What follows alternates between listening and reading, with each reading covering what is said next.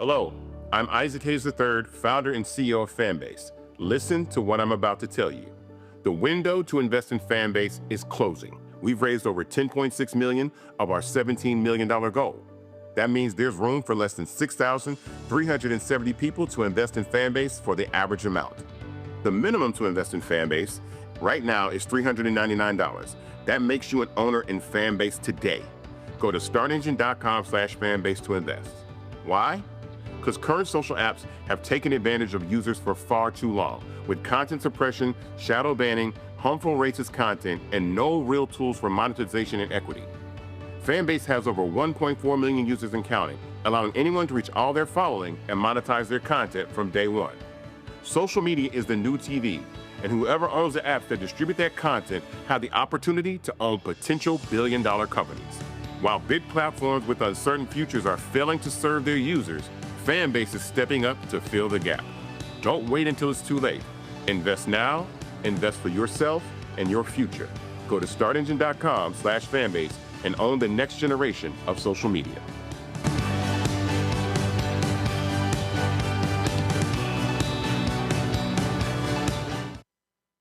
Folks, Black Star Network is here. Oh, no punches! I'm real revolutionary right now. Support this man, Black Media. He makes sure that our stories are told. Thank you for being the voice of Black America, Roland. Stay black. I love y'all. All momentum we have now, we have to keep this going. The video looks phenomenal. See, there's a difference between Black Star Network and Black-owned media and something like CNN. You can't be Black-owned media and be scared. It's time to be smart. Bring your eyeballs home. You dig?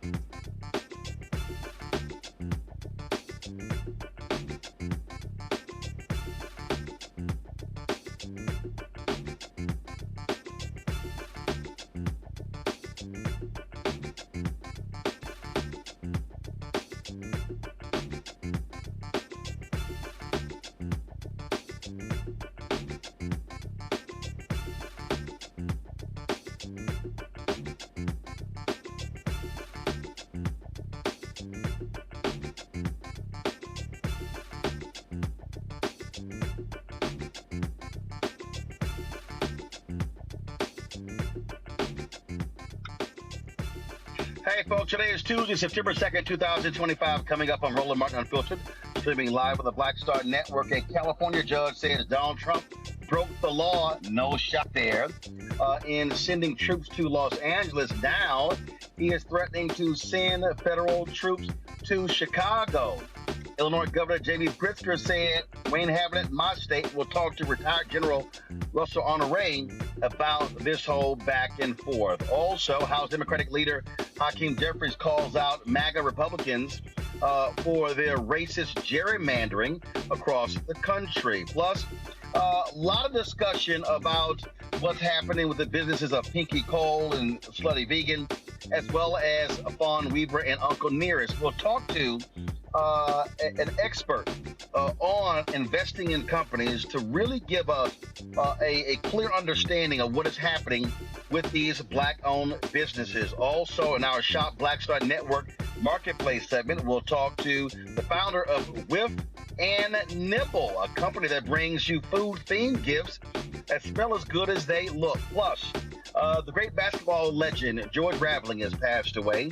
And wait till I tell you about his unique tie to Reverend Dr. Martin Luther King Jr. and his I Have a Dream speech of the March on Washington for Jobs and Freedom. Folks, it's time to bring the funk on Roland Martin Unfiltered. On the Black Star Network, let's go. He's got it. Whatever the miss, he's on it. Whatever it is, he's got the scoop, the fact, the fine. And when it breaks, he's right on time and it's rolling. Best believe he's knowing. Putting it down from sports to news to politics. With entertainment just for kicks, he's rolling. It's on go, y'all. It's Roland Martin, yeah.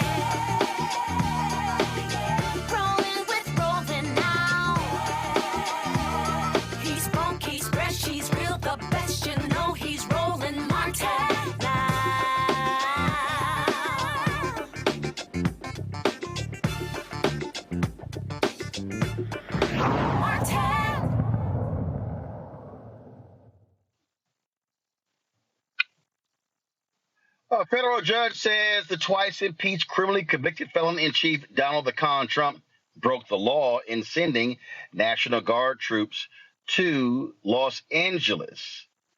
Yeah, that's right. Judge Charles Breyer said that Trump's order to send thousands of troops, including 700 Marines, broke the Posse Comitatus Act. He said was willfully violated that particular act, which is a federal law that prohibits U.S. military forces from enforcing domestic laws. The federal judge rejected the Department of Justice argument the deployment was necessary to protect federal property and personnel, emphasizing that the Posse Comitatus Act prohibits the president from using the military as a domestic police force without congressional approval. Now, while this is going on, Trump, of course, continues to see the same thing in Washington, D.C. You got Mayor Muriel Bowser said she has no problem with these federal law enforcement officers being in, and National Guard being in D.C. indefinitely. Now, Illinois, that's a whole different conversation. Illinois Governor J.B. Pritzker blasted Donald Trump today when it comes to what they say is good information that he plans on sending federal troops there. And in fact, at an Oval Office news conference, Trump said point blank he was going to send troops to Chicago. He would not say when. On Chicago, though? Well, we're going in. I didn't say when. What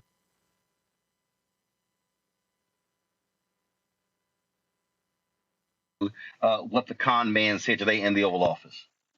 Mind up on Chicago, though? Well, we're going in. I didn't say when. We're going in. When you lose, look, I have an obligation. This isn't a political thing. I have an obligation. When we lose, when 20 people are killed over the last 2.5 weeks and 75 are shot with bullets. So let me tell you a little story about a place called D.C., District of Columbia, right here where we are. It's now a safe zone. We have no crime. It's in such great shape. You can go and actually walk with your children, your wife, your husband. You can walk right down the middle of the street. You're not going to be shot, Peter. You're safe. Everyone likes you anyway. They probably wouldn't do it. But it's so dangerous. And there are people in this audience that you've suffered greatly. There are people in this audience that have been mugged and hurt badly, and they don't want to talk about it. Maybe you were very brave in talking about it. You made quite an impression on a lot of people. I appreciate it. But there were other people in this room that have been hurt very badly just walking down the street in D.C. Washington, D.C. is a... All right. Here's Illinois Governor J.B. Pritzker speaking today. I'd like to ask a question of my own, and it's one the press should be asking as well. When did we become a country where it's okay for the U.S. president to insist on national television that a state should call him to beg for anything, especially something we don't want? Have we truly lost all sense of sanity in this nation, that we treat this as normal? In the coming days, we expect to see what has played out in Los Angeles and Washington, D.C., to happen here in Chicago. First, Donald Trump is positioning armed federal agents and staging military vehicles on federal property, such as the Great Lakes Naval Base. It is likely those agents will be with ICE, Customs and Border Patrol, the Department of Homeland Security, and other similarly situated federal agencies. Many of these individuals are being relocated from Los Angeles for deployment in Chicago. We believe that staging that has already begun started yesterday and continues into today. Second, unidentifiable agents in unmarked vehicles with masks are planning to raid Latino communities and say they're targeting violent criminals. As we saw in Los Angeles, a very, very small percentage of the individuals they will target will be violent criminals. Instead, you're likely to see videos of them hauling away mothers and fathers, traveling to work or picking up their kids from school. Sometimes they will detain, handcuff, and haul away children. Folks, joining us right now is retired Lieutenant General Russel Honoré. Glad to see you, Doc. Let's get right into it. First and foremost, what do you make of the use of the National Guard as a pawn by Donald Trump for D.C.? Now he's threatening Chicago. He's threatening of course, the judge's ruling is Los Angeles. Well, what do you make of this? Well, I think a lot of it is performative. I do look at D.C. as different than Chicago because they're federal control with the Home Rule Act, and the president has the authority to basically take over D.C. government if that's what he and the Congress decide to do. That being said, D.C. has a good police department. It's undermanned, and it has a good mayor. And $1 billion was cut out of his budget this year to maintain D.C. law and order and infrastructure. So we've got a dilemma going on there. I think when the president speaks about crime, he also talk about deportation is an underlying fact. And they picked out a lot of people and deported them out of D.C. And looking at the situation that the mayor is in, and there was a crime problem and is a crime problem in most of our large metropolitan areas, but it wasn't an emergency to a point where the city was dysfunctional, because that is the capital of the United States. The federal agencies shouldn't have taken an invitation or an order from the president to go in and help the mayor of D.C. Clean up the crime on the street crime. But it shouldn't have taken a request from the mayor to say, hey, you got to give me more judges. The judges are busy, and we can't get the courts to work effectively to try those people. But we're in a dilemma here, Roland, when it comes to crime. Crime is a problem. We know the cities, and they're all not blue cities led by Democratic governors, mayors. We have the same problems here in the South, from Jackson to Shreveport to Monroe to Baton Rouge.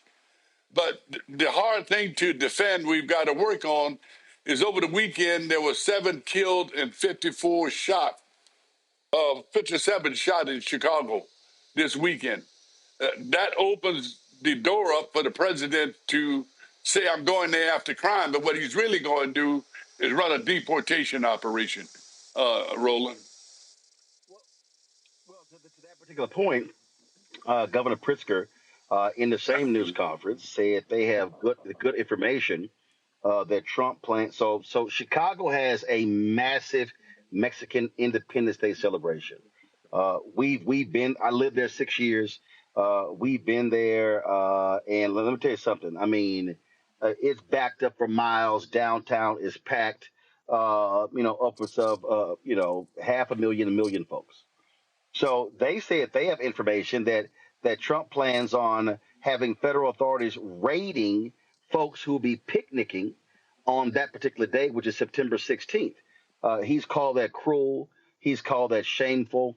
And he said it is all about to instill fear and intimidation in the lives of Mexican Americans. It's a deportation operation, underscored with a focus on crime. Look, I was in Chicago in 2013.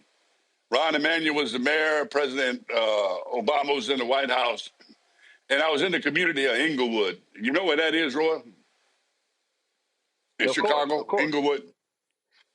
So I'm hanging around in Inglewood for a couple of days, going to high schools, talking leadership and preparedness and trying to encourage young people to do the right thing.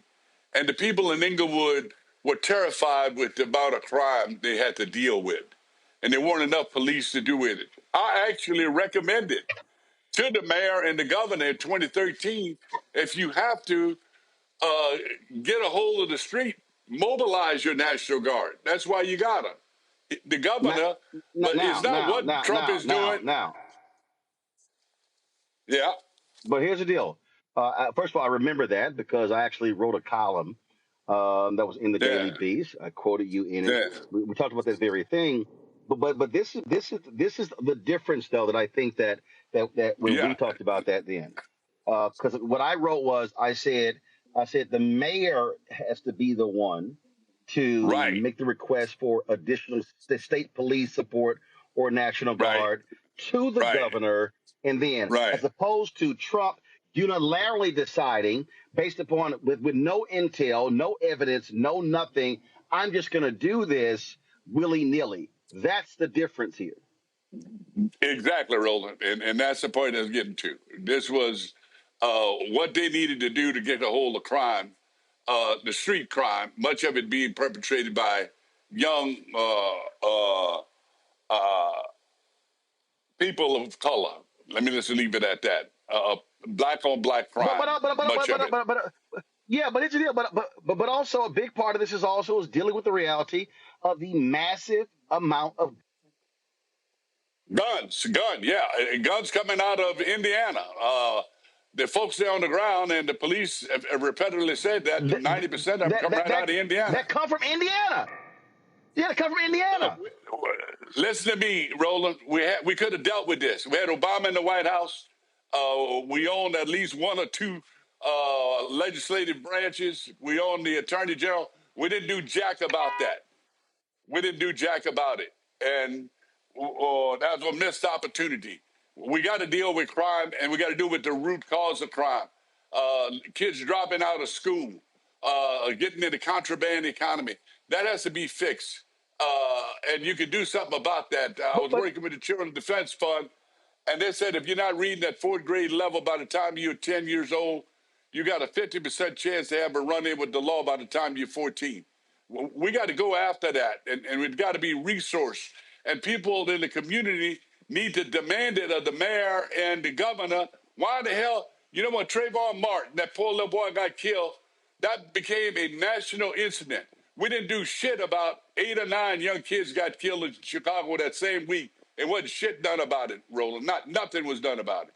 But here's the issue that we face, and again, I'm gonna tell you about a meeting at the White House when Trump was there the first time. He's meeting with TV anchors.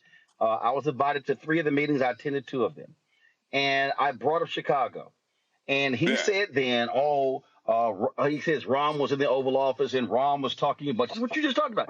Ron was talking about education, jobs. He's like, no, Rom, that's not going to fix the problem. That's not going to fix the crime problem. And I'm sitting there going, yeah. If you talk to any police chief, they'll tell you you have to confront that. The reason it's down in Baltimore is because of that. The reason it's down in other places. The reason it was down in D.C. is because of that. Now, here's the problem. Republicans don't want to fund that stuff. But see, so what they want it both ways. They want to complain about crime. White folks, that tickles their ears and gets them excited, but they don't want to deal with the root cause of crime and to make the level of investment you're talking about. Yeah, and I remember that time there was a beer company moved to Chicago with about 300 jobs. They gave them billions of dollars of tax break to bring in about 300 jobs as opposed to investing on their own people. We got a dilemma going on here that's got to be cleaned up. And our messaging is not clear, and our audio and our video is not matching, Ron. We got to clean up the crime, but the way President Trump is going about it, what he's doing and what he's saying, fighting crime, is deceived as a deception, as a deportation operation. And it's not just about crime. It's domination of the blue, the major cities that are controlled by Democrats. That's what he's going after. That's the issue he's making for the next election, for his follow-on for the midterm. Make it about crime. But this is a deportation operation, and he's captured the news with it. But inside these cities, why in the hell the people in Chicago are not protesting today with 7 dead and 57 shot over the weekend? Why in the hell they ain't raising hell about that?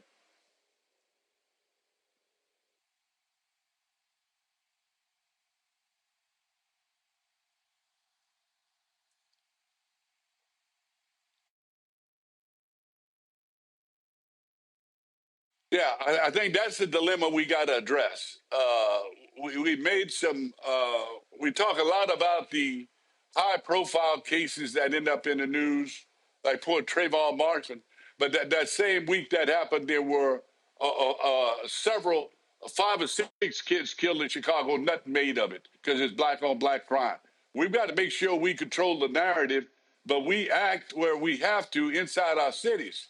In Baton Rouge, where I live, 3 weeks ago, there were 5 killings in one weekend right here in Baton Rouge, Louisiana.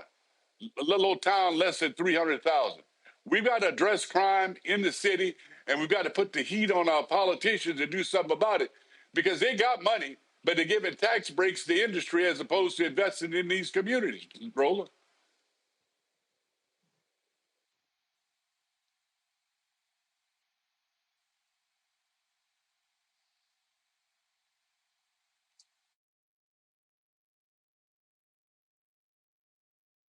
Mustafa Ali, how are you, sir?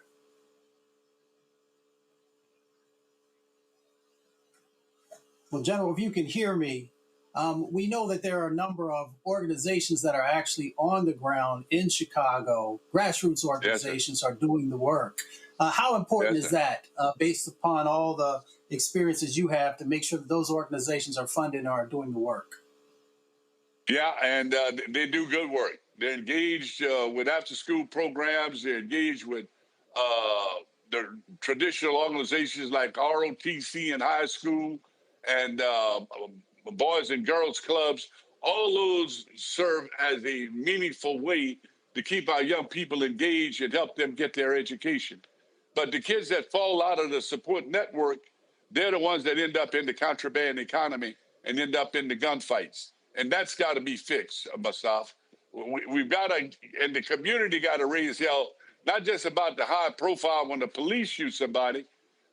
We've got to raise hell in those communities and demand that these local public officials do something about the crime. People ought to be able to sit on their front porch. And Donald Trump, as President Trump, has pulled the scab there. And he's getting some support to reduce crime. But at the same time, we know also, I believe, that this is an undercover deportation operation and not just about crime. Because if it was, he'd be going to Jackson, Mississippi, and going to at Shreveport, Louisiana, inside of Speaker Johnson's area of operation in Monroe, and deal with the crime. Yeah. I remember after Katrina, how you came in, stepped in, got everything kind of moving in a proper direction, made sure that folks had dignity and respect, and how you were handling the operation. How important is that also in Chicago to make sure that we are making sure that folks who are there on the ground doing the work have the power and resources that are necessary? And also, how do we make sure that there's dignity as we are addressing, the issues of violence that happens in some areas? Yeah, I think it's not necessarily the military that fails to show dignity to people like in D.C. They're pretty benign, walking around, and their presence alone can calm the street down. Where we see there's some areas of concern is when ICE agents just stop people based on their complexion and their accent and start pulling them in and stopping them based on what they look like and what they sound like and where they're working. That is criminal. And, there's federal laws against that, but the ICE agents are not paying much attention to federal laws. They're paying attention to Stephen Miller, who tell them just go out and arrest people. We'll sort it out later. And they've made some very embarrassing arrests that way. And the public has to make sure that they're doing everything they can to protect their neighbors. And there are procedures that have been put out there that worked in Los Angeles and some in D.C. to alert people so innocent people are not being picked up and taken into ICE detention centers. General Honoré, how are you today? This is Larry Walker. How are you? Hey, Larry, what's going on? Yeah, so I wanted to thank you for all your work, and you make some really important comments. And I wanted to talk a little bit about, obviously we see what's happening in D.C. Presidents talked today about possibly, Chicago and Baltimore City. But I want to talk a little bit about the issue relating, we look at research and over policing in Black and brown communities, and which often leads to abuse. And so I'm wondering if you could talk a little bit more about the challenge with that. Historically, what we see when we see too many law enforcement or military, in this case, individuals from the military in Black and brown communities, which increases the likelihood, you talked about it, U.S. citizens, et cetera, being targeted and profiled. And how do you maintain that balance? Yeah, I think the profiling is happening primarily with the deportation. But again, it's hard to defend what happened in Chicago over the weekend. And we know most of these are in underserved communities. I hadn't looked at every name and every address, but that's what history shows, that this is happening in and around the same communities, in and around the same age groups with guns. 57 wounded. We call that in the military wounded in action. Some of them people will never be able to work again. Some of them will end up in wheelchairs. Some of them will never meet their potential, and many of them were innocent bystanders. And then 7 dead. 7 people that will never be able to contribute to the economy or to their community because they got killed over the week in Chicago. We're going to have a hell of a time defending that mayor and say, I don't want help with crime. I do think there's a middle ground that has to be reached between the mayor and the governor and address what the hell they're doing about crime in the city. Because when I was in Inglewood in 2013, the people were yelling at me about why can't they do something about it. And some improvements have been made, but we got a long way to go when you get 7 dead over one weekend in Chicago at 57 shot. That has to be fixed. Avis, what's your question? Avis? General Honoré, wonderful to speak with you, sir. You are an icon of leadership, and we've talked about the need for holistic strategies to address the issue of crime. But I'd like your perspective on leadership. How important is that? And what type of leadership do we need in order to make a meaningful impact on this issue? Well, we got to walk the talk, and we got to resource it. Let's talk about the city of New Orleans for a minute. They're like 500 policemen short. And let's talk about D.C. I think they need another 2,000 police, as we talked about. That has to be resourced. And that's done by city council and by legislatures in some cases, as in the case of D.C. If you want to deal with crime, more police help, more after-school programs, more enforcement of kids dropping out of school when they're 14. It's a holistic approach and ability to train them in jobs, because if they can't get a job, they're going to end up in the contraband economy, and that's when the shootings start. It has to be a holistic program. But as a party, as the Democratic Party go about this, we've got to address how and what we're going to do, and it's got to be resourced. As I said, at the time I was in Chicago in 2013, there about that time, the city and the state was giving billions of dollars to a company that moved to Chicago, a beer company, as I recall, and they were underinvested in Inglewood, and the Chicago police was short. The schools were underfunded, and they had very little after-school programs designed to keep these kids engaged and to keep them off the street and keep them in healthy activities. So we got to address that inside our own hood. We got to look in the mirror and figure out this is not just Washington causing this problem. We got to figure it out at the municipal level and demand, as I recommended to the D.C., that while this is going on, demand those other 3,000 officers you need. Demand that those court seats get filled. Demand that you get the money to be able to maintain the city. Use this as an opportunity to get federal resources.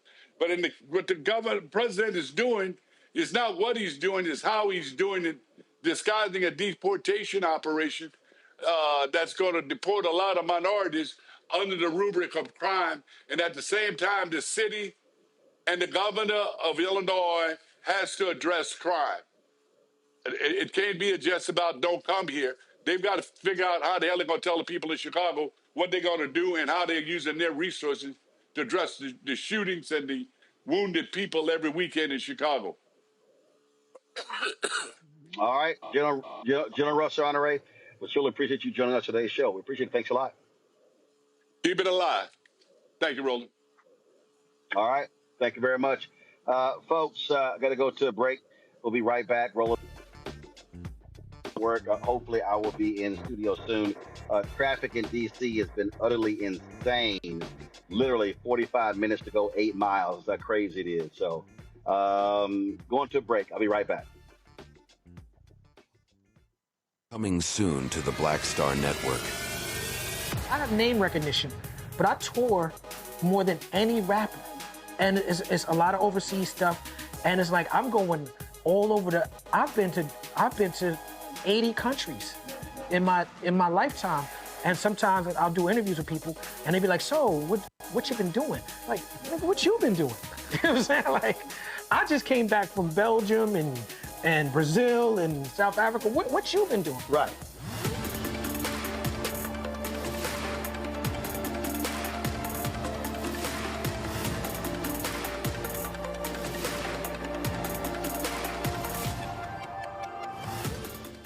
This week on The Other Side of Change, 300,000 Black women being pushed out of the workforce. This is shocking yet unsurprising. So what happens when a bunch of Black mothers lose their federal job? Their kids are not being fed. Their kids are not being taken care of. But that trickles down to the entire community structure, which may be built on the backs of Black mothers and Black women more broadly. Tune in on The Other Side of Change, only on the Black Star Network.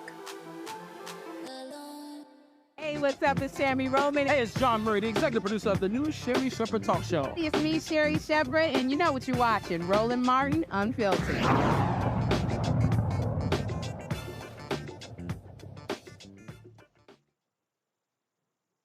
All right, folks, welcome back. Let me bring up my panel here, and I want to stay in this conversation because, Larry, you heard the general say it's not what Trump is saying, is how he's saying. Let's be real clear here.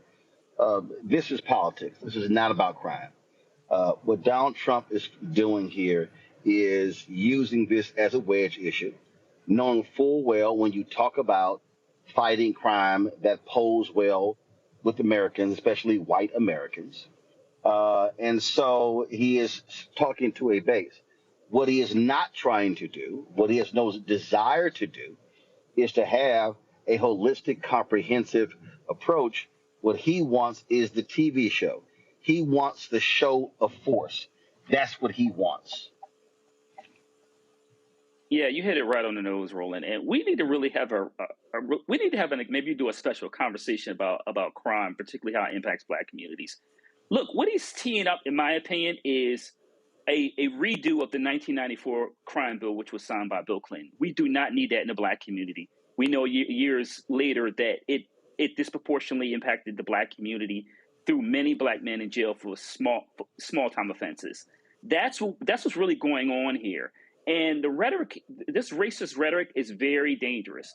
And we have to be very careful, even within our own community, in co-opting some of the same language that has been used over the last several decades to talk about why we need more law enforcement, in this case, more military.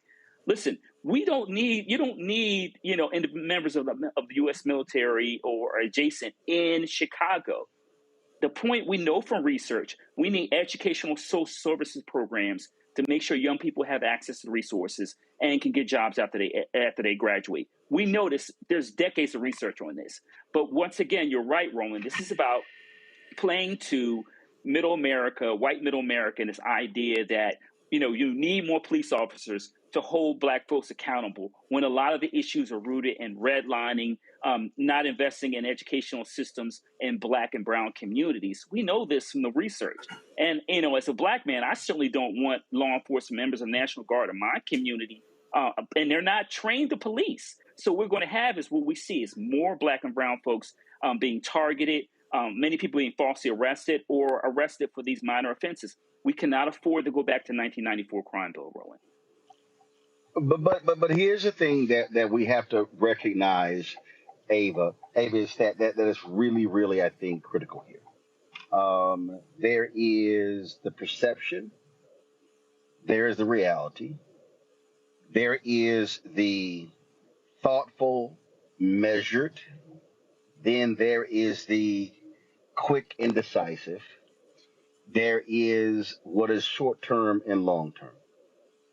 So, what Donald Trump is doing, Donald Trump is appealing to the base instincts of people who when you have a crisis, whether it is a contrived crisis or whether it is a real crisis, thoughtful, measured people will throw that out the window, and their whole instinct will become base and animalistic, and then the whole thing is like, get them, get them, get them. I don't care what you do. I don't care how they're targeted. You get them. And that's what we're dealing with right here. That is exactly what we are dealing with, Avis. And what Trump is doing plays well to those folks, which is why you see approval rating go up specifically as it relates to how he's combating crime.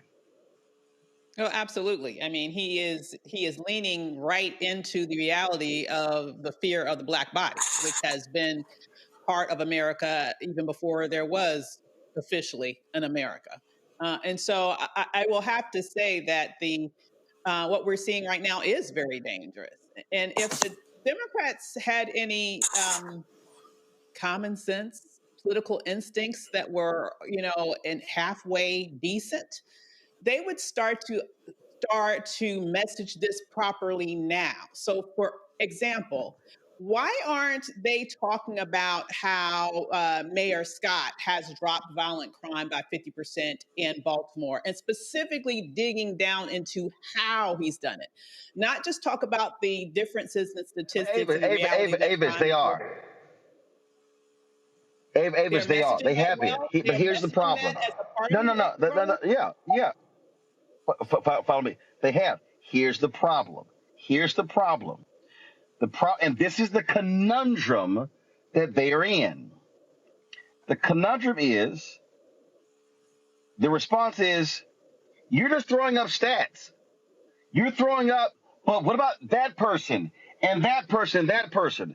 So what then happens is, again, this is where I'm talking about the base instinct. The anecdotal, emotional takes over, and it comes off as Democrats or progressives.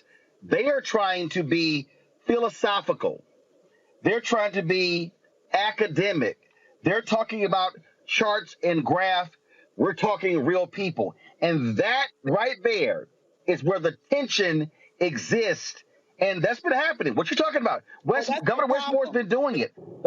That's not what I call messaging, though. That is not messaging. That's what they've been doing for the past, I don't know how many decades, and everybody knows that doesn't work. Okay? So that is the problem. They don't know how to message. Message is not a soliloquy of statistics or reciting something that sounds like a dissertation or some statistical machinations. That is not messaging.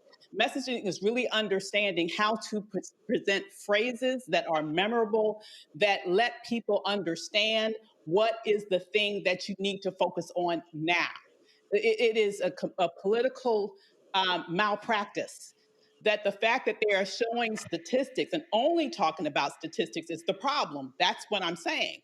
There needs to be more of a discussion with, for example, the mayor of Baltimore and some other spaces that we've seen to really get to the root of what are the real strategies that are working, and then developing messages around those solutions, which is not merely just talking about the statistics that the crime has dropped. That's the problem right there. That's not a message. But here's the deal, though, Mustafa.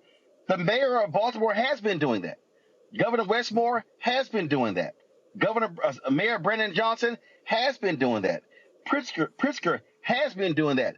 But again, they can do that all day, but as long as media is framing it in a different way, then that's what's going to rule. So what Avis is talking about, those individuals have done those very things.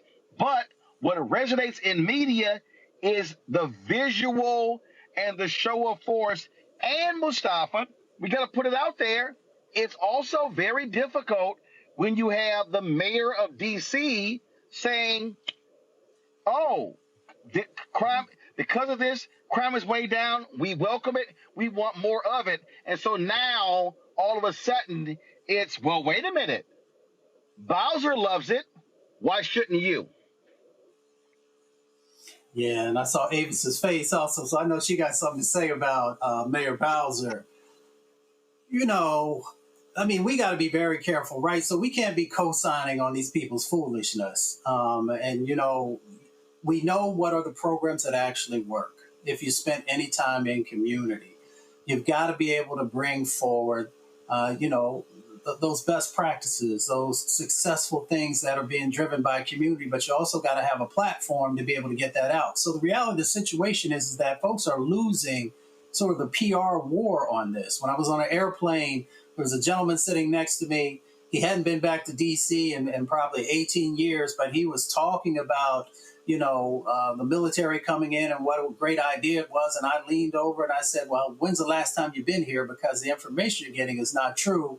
Let me walk you through what DC actually looks like. Yes, there are pockets of you know, trouble, but that is not the reality that's out there. But all he was getting was what the media has been feeding him. When I was in Uber, driving through New Orleans, there was a gentleman from Brazil who had never been to DC, but he was telling me about all the challenges that was happening there and how happy he was that there were these actions that were going on. So when you're losing the PR war, even when you have great work that's going on, even when numbers are going down, then it makes it very difficult. And then, of course, when you have elected officials who are also signing off on this misinformation and disinformation, then it just creates, you know, a very tough set of dynamics to be able to actually get the traction that's needed. So we are in a very precarious situation right now.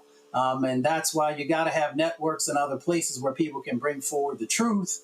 And people just, you got to keep feeding it to them all the time, because those folks who have their own agenda are going to continue to tell lies, and they're going to reframe everything. So it's going to be a tough road to move forward down with the current tools that we have and the way that things are being framed. Roland, can I jump in for a second? I want to add something really quickly. Go ahead. Yeah, go ahead. I'm sorry, who did you want? Oh, you want me to go? All right, let me just really quickly, Avis, I'm sorry. Roland, we have a serious misinformation loop, and you hit on that. The other thing that I think we need to be really honest about is that people believe these racialized stereotypes and misconceptions. They believe them, and they believe that Black and brown people should be punished. So and we've talked a lot about this on your show. So we should be clear. This misinformation is directly connected to these racial stereotypes and the belief by some populations in this country that these groups should be punished regardless of the historical challenges they've encountered. That's exactly right. And I would just add the ultimate goal, as was mentioned previously, is to push through a crime bill to recriminalize and repopulate these prisons in order to get free labor to make up for all of the labor that's being deported out of the country. I mean, this whole thing is a perfect circle. And it's just very annoying to me to see that people aren't pulling all of this together to see what's happening.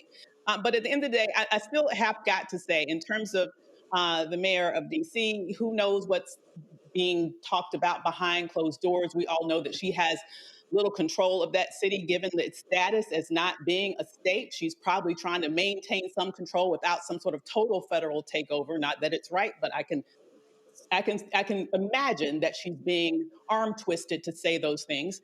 I would also say that I still don't believe, and I will just say it one last time, that the Democratic Party has not even come up with anywhere near a proper frame around these issues, much less messaging around these issues that result in any sort of level of aggressive pushback on the stereotypes that we are facing in the media that we know has already stacked the cards against us before it even began.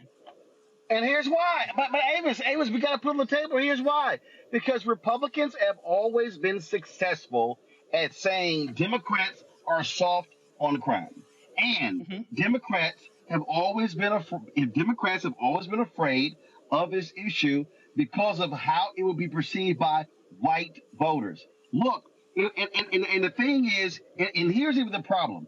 So what then happens is when you take a morning no, or we'll call him that's Morning Joe, and then when they look at stats and when they talk about how black people feel about crime, they have no nuance. They go, oh, well, you look at the polling data, African Americans, but they don't understand for black people, it's the nuance.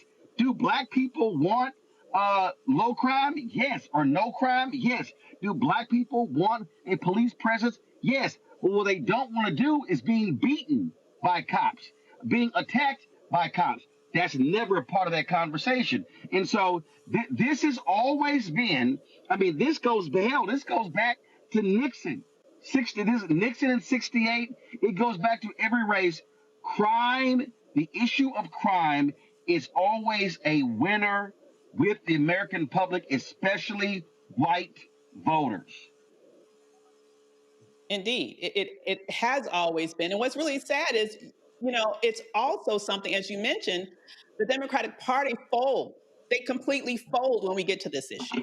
And all they do is kind of say, oh, yeah, me too. And that's when you lead, and that's what leads to things like we've seen with what's happening in DC right now. And I think, and to me, that's why we're seeing a lot of very timid pushback in terms of the Democratic Party, because they don't want to offend white voters. They don't want to further alienate white voters, because they know that they are perceived as being, quote unquote, soft on crime.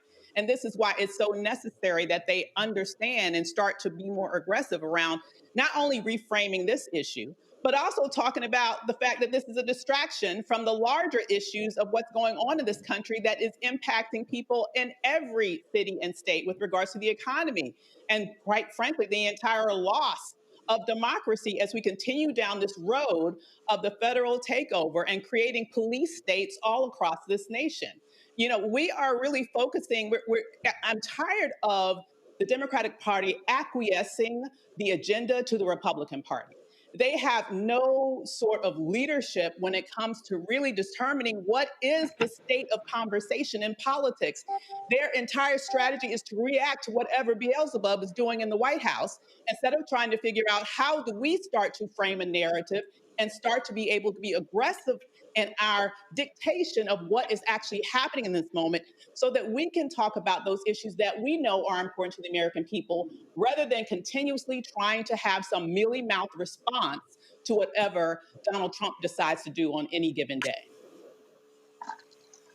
But here is again the struggle you got to own up to and accept. And this is the issue, Mustafa. We keep talking about narrative. Hey, how you doing? You keep talking about narrative, but who controls narrative? Media. And when media is dominating, when Trump is dominating the media cycle, that's how the narrative is controlled. So you can try to control the narrative, but who sets the narrative? Media does.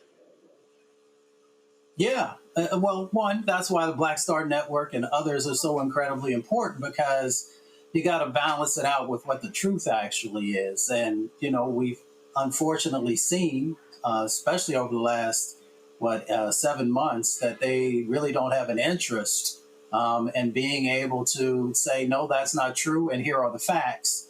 So you're going to continue to see some of that dynamic going on.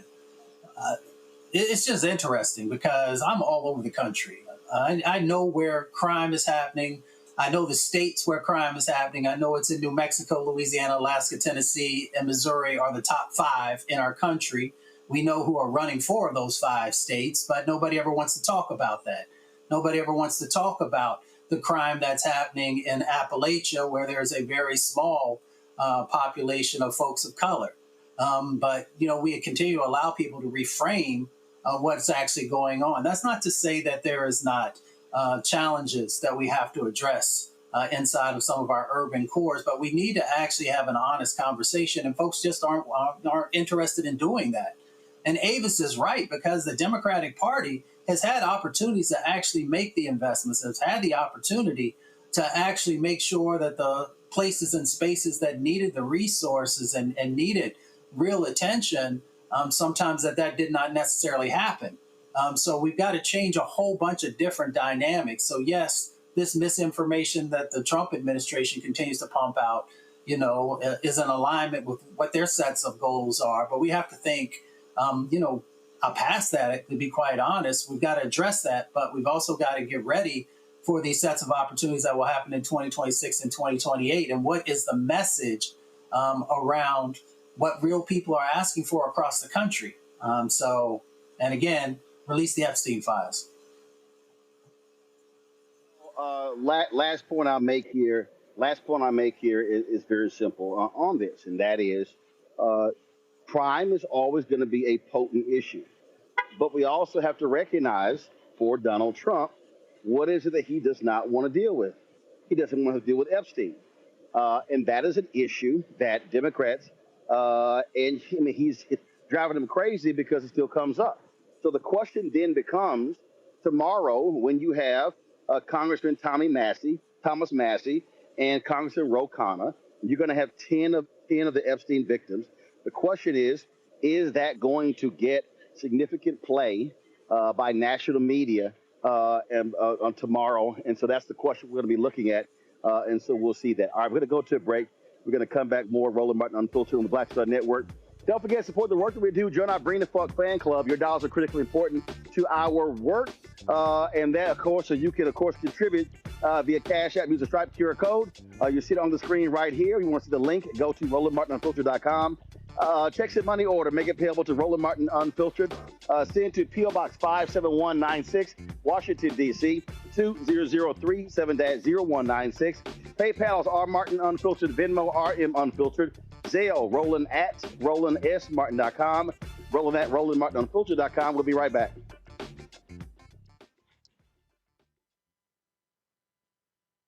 Next on the Black Table with me, Greg Carr, we welcome the Black Star Network's very own Roland Martin, who joins us to talk about his new book, White Fear, How the Browning of America is Making White Folks Lose Their Minds. The book explains so much about what we're going through in this country right now, and how, as white people head toward becoming a racial minority, it's going to get, well, let's just say, even more interesting. We are going to see more violence.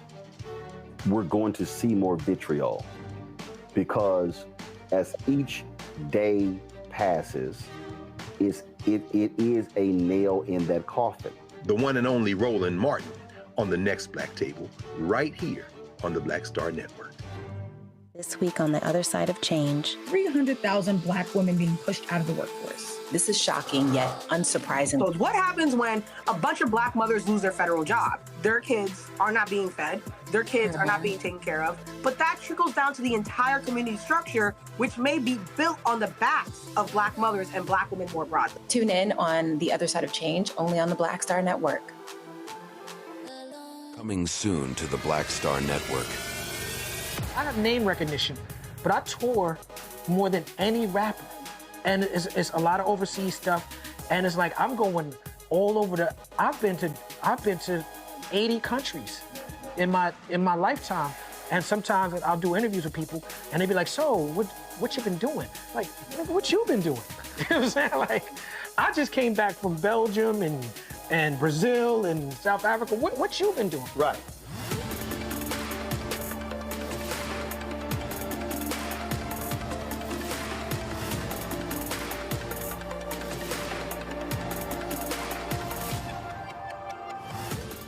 I'm Russel L. Honoré, Lieutenant General, United States Army retired, and you're watching Roland Martin Unfiltered.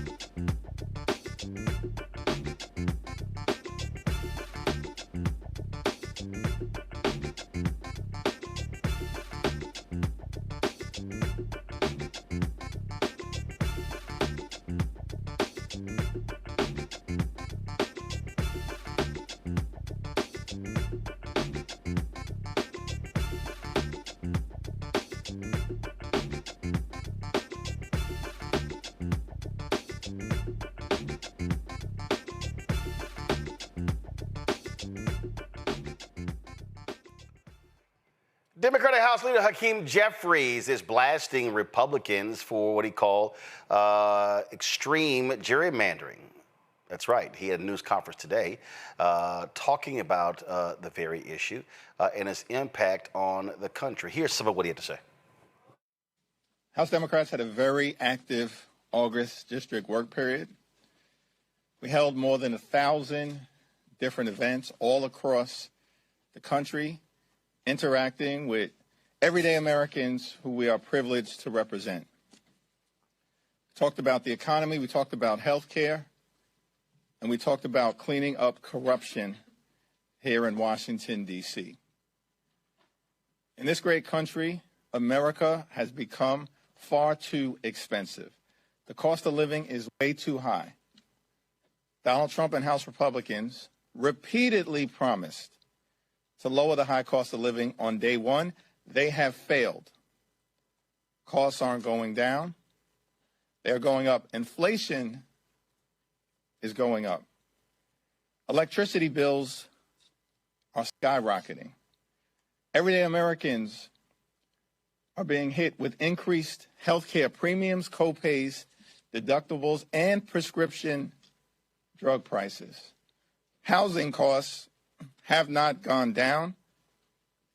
They continue to go up. America is too expensive.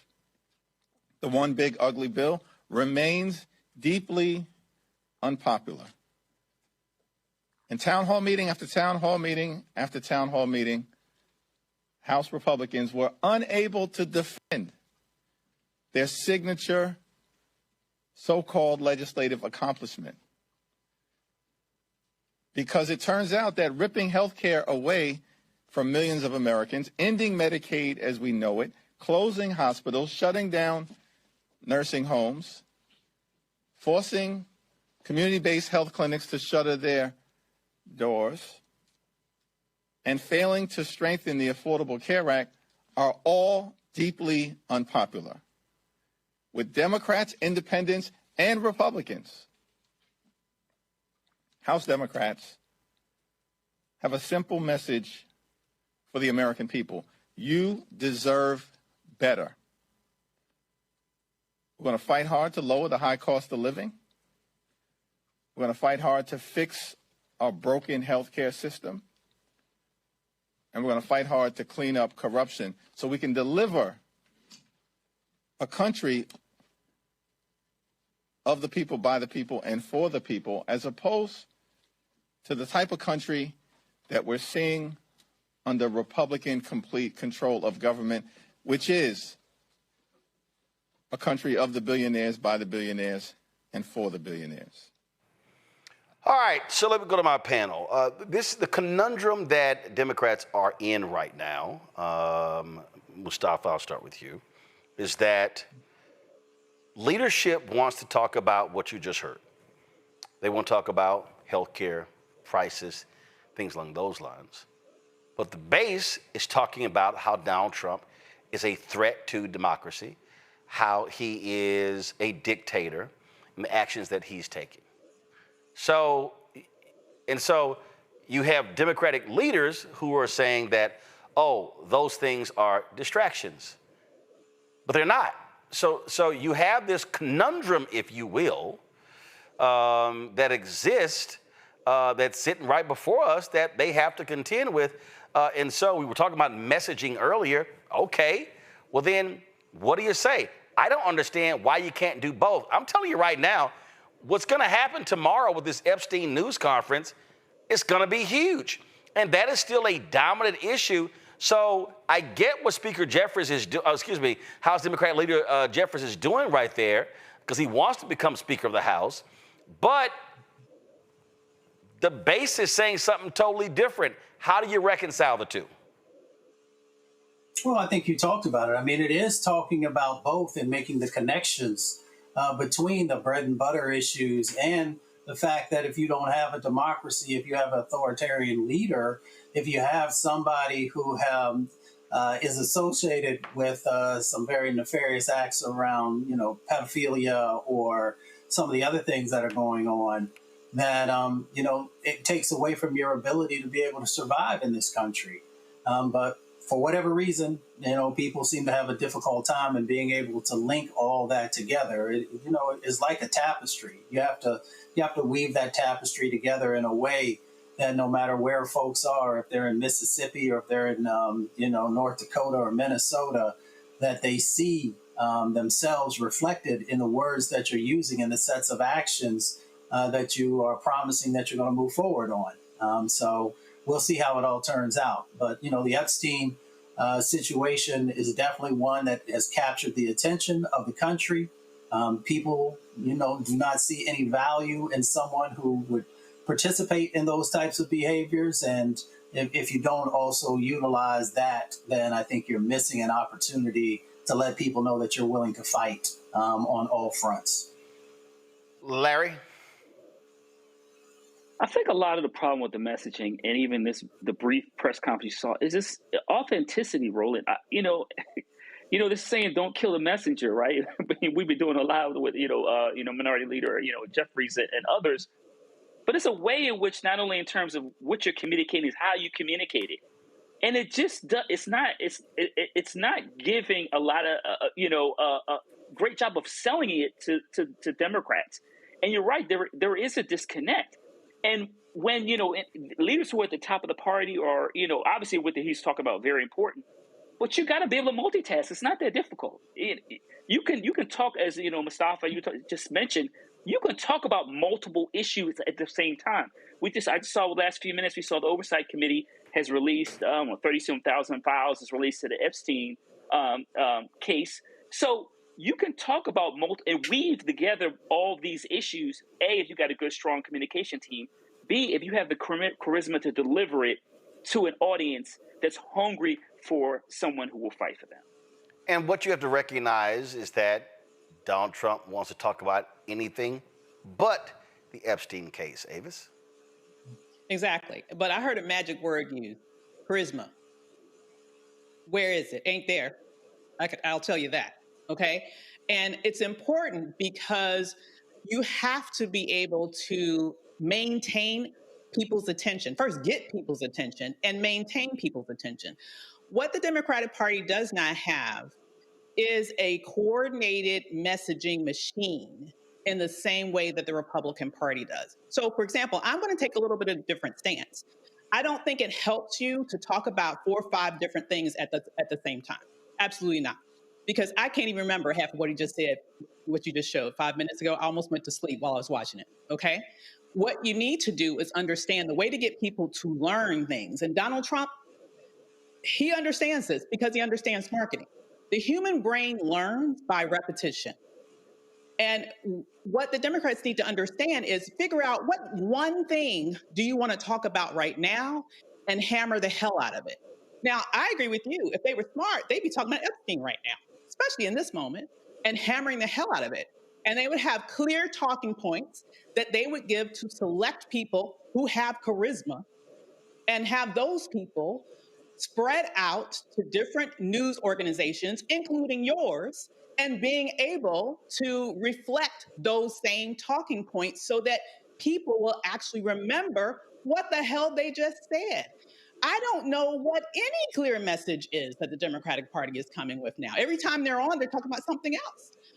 This is why they're getting left in the dust with regards to really being able to move the needle on the conversation in any direction right now, because they're not coordinated, they're not strong. It seems to me that some of their best messengers, they are intentionally trying to squash because they want to go in the direction of a traditional sort of leadership-led messaging.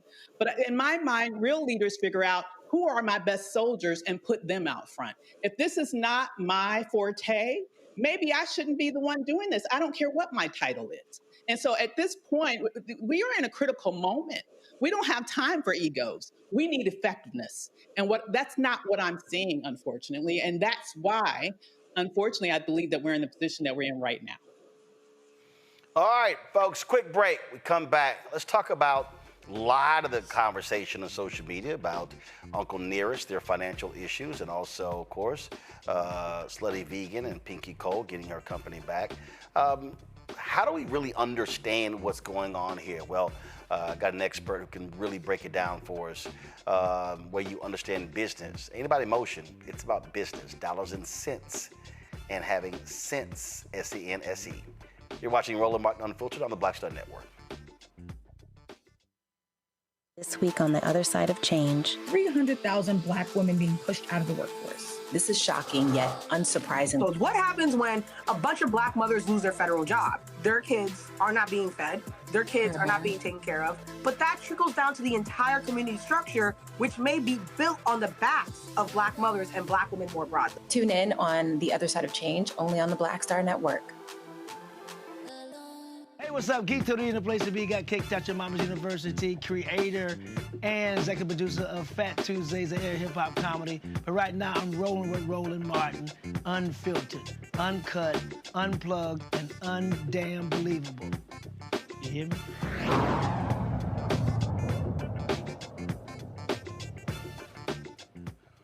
Folks, Uncle Nearest, named after the enslaved man of African descent, a distiller who really contributed to the creation of Jack Daniels, has emerged as one of the fastest growing whiskey brands in America. Got numerous awards, boasts valuation of $1.1 billion in 2024, but company's got some major issues. And that is a federal judge in Tennessee recently ordered Uncle Nearest to enter receivership following a lawsuit from one of its largest lenders. Not just that. Pinky Cole has been very public talking about how she regained her company, Slutty Vegan, after they went out and had investors and raised millions of dollars, and all of a sudden the company went through all kinds of significant issues. So let's deal with this, because I've seen a lot of different comments on social media. Oh, the white folks trying to take the company from Fawn Weaver, and oh my goodness, black girl magic, Pinky, keep doing what you're doing. But we have to understand this is a business conversation. And too much of the discussion, I believe, has been emotional driven. Not driven by facts, not driven by reality, but it's a question of entrepreneurship. How do you manage resources? How do you deal with lenders? How do you deal when you have investors? Well, my next guest, Dwayne McKnight, is a partner at the Marathon Fund. He has been very much involved in a number of deals, working with Syncom, of course, folks who invested in BET, Radio One, numerous other companies. And so when you talk about understanding venture capital, understanding debt, financing, all that sort of stuff, Dwayne is an expert at this. And Dwayne, glad to have you on the show.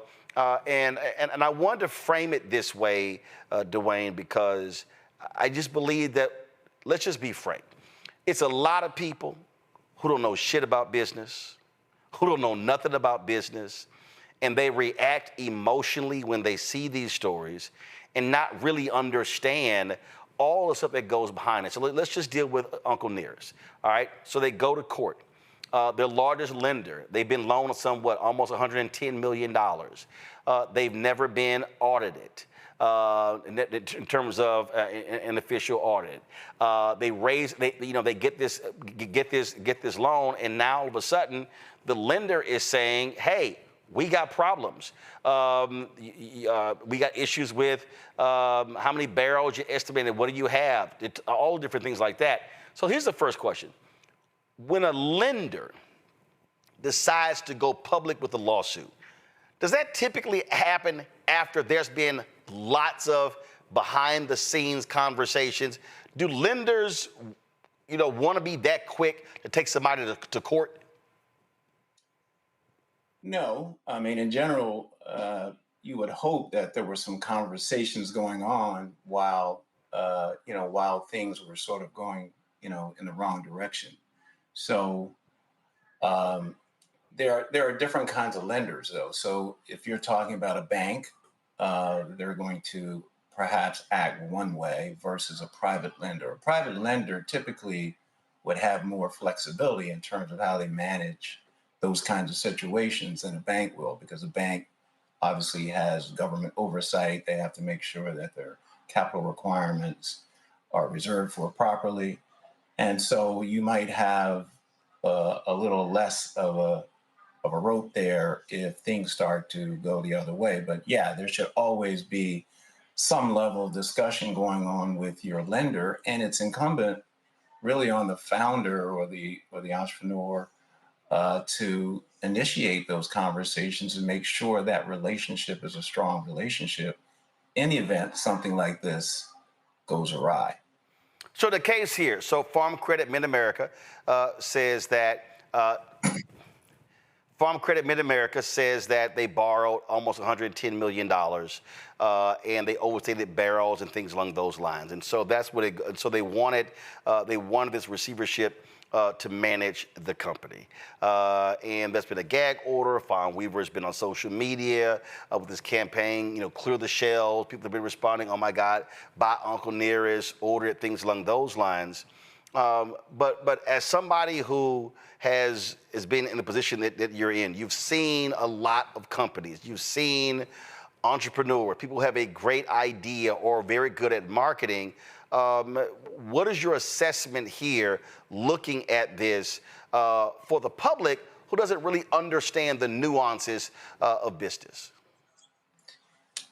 I mean, there's obviously a lot going on here, and I'm not going to profess, or none of us can profess to really say what's going on or what has happened to get either Uncle Nearest or any other business in this kind of situation, because it probably is something that's happened over a considerable period of time. Probably didn't happen immediately. Because first of all, according to Farm Credit, they've been defaulting on loans since January of 2024, which is more than 18 months ago. 18 months. Yeah. So, and obviously it hurts all of our hearts because, you see businesses like this that are essentially iconic and apparently growing fast. And, you can run into problems two ways in business. You can, not grow at all, not have any sales, or your sales start to go south, or you can grow too fast.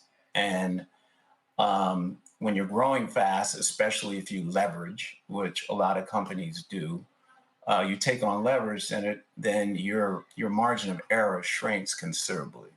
And so you really need to think about when you're going to scale, because we talk about first-time entrepreneurs, but we really need to talk also about first-time scalers. Like, you could have been an entrepreneur before, you could have run a business, but you may not have been in a business that was scalable or that you attempted to scale. And I want to hold you right there. Again, for the purpose of watching and listening, who doesn't understand, when we talk about scale, that's saying, okay, you know what? I got a product, it's in 5 stores.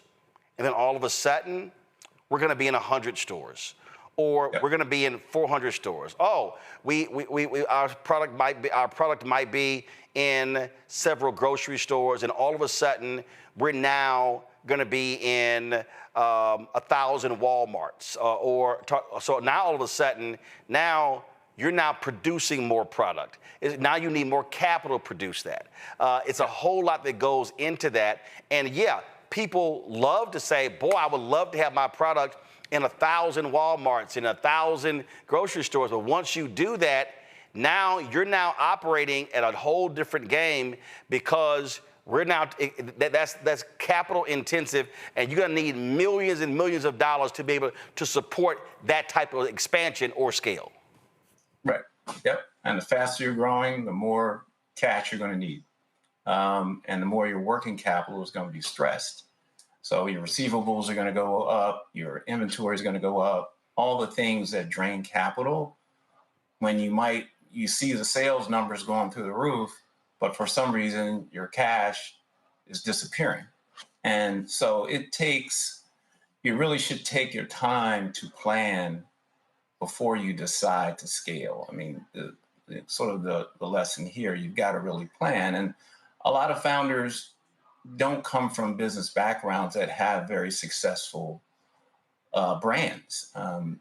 Some are just very good at marketing. That might be their main forte in terms of being able to exploit a marketplace. And, these brands of Uncle Nearest and as well as Slutty Vegan have been tremendous in terms of their appeal to the consumer, to consumers out here, especially African-American consumers. When you have that kind of situation, the sense is that you want to you really want to, catch lightning in a bottle and go as fast as you can. But you really have to step back and say, okay, I've never done this before.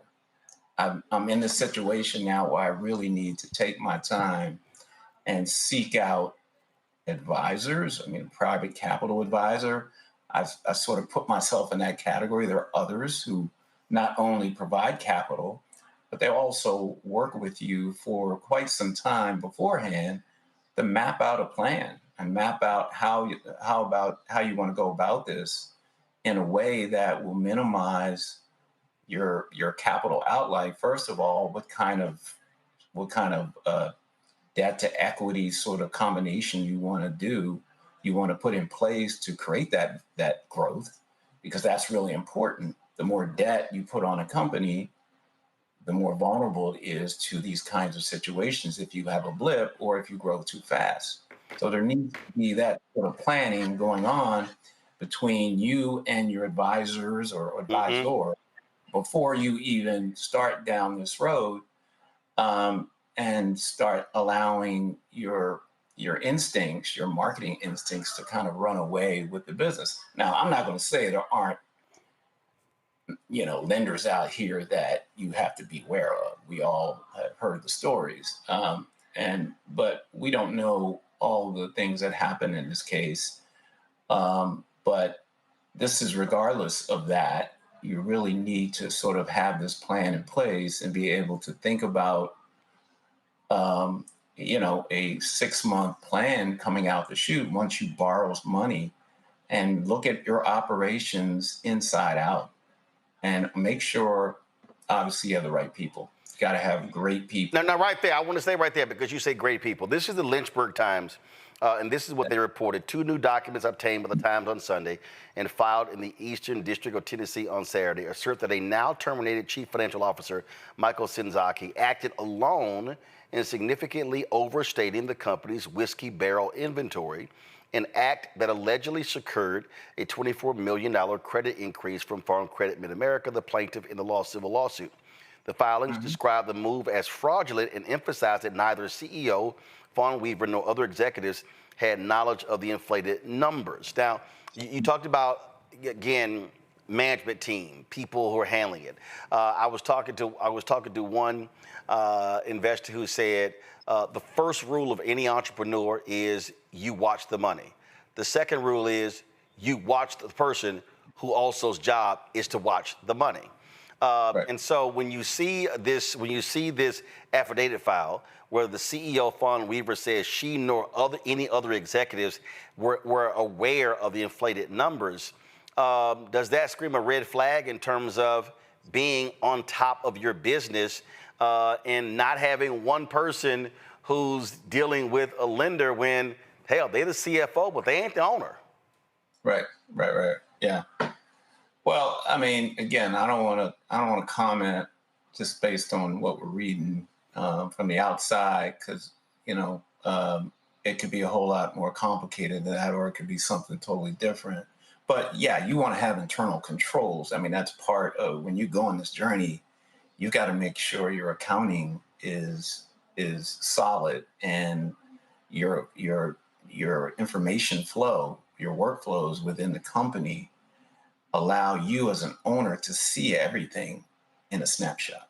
And today's tools, I mean, there's all kinds of tools that are used in business to be able to give you that sort of functionality.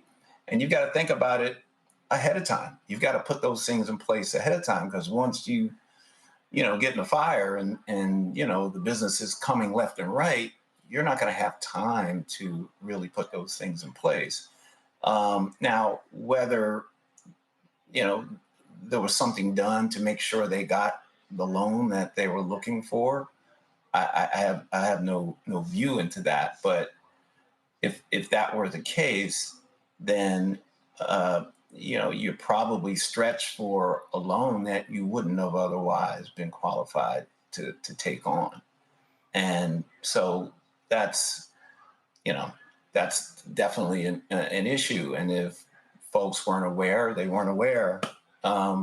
Should they be aware? Yeah, there are very smart people who can do things and so that you won't be able to see it. But if you've got, again, the systems in place, you should be able to catch those things or catch things in general.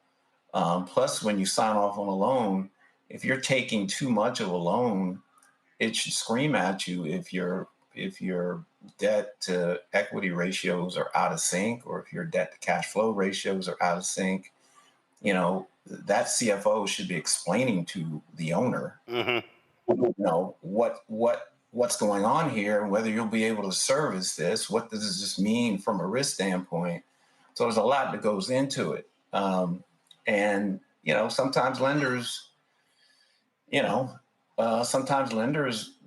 can't rely on them to always be able to do the right thing, because not all lenders are good at underwriting themselves. Many of them overreach in terms of putting money into a company. But if they were looking at an inventory list, the question would also be, what did they do to ensure that the information that they were getting from the CFO actually correct?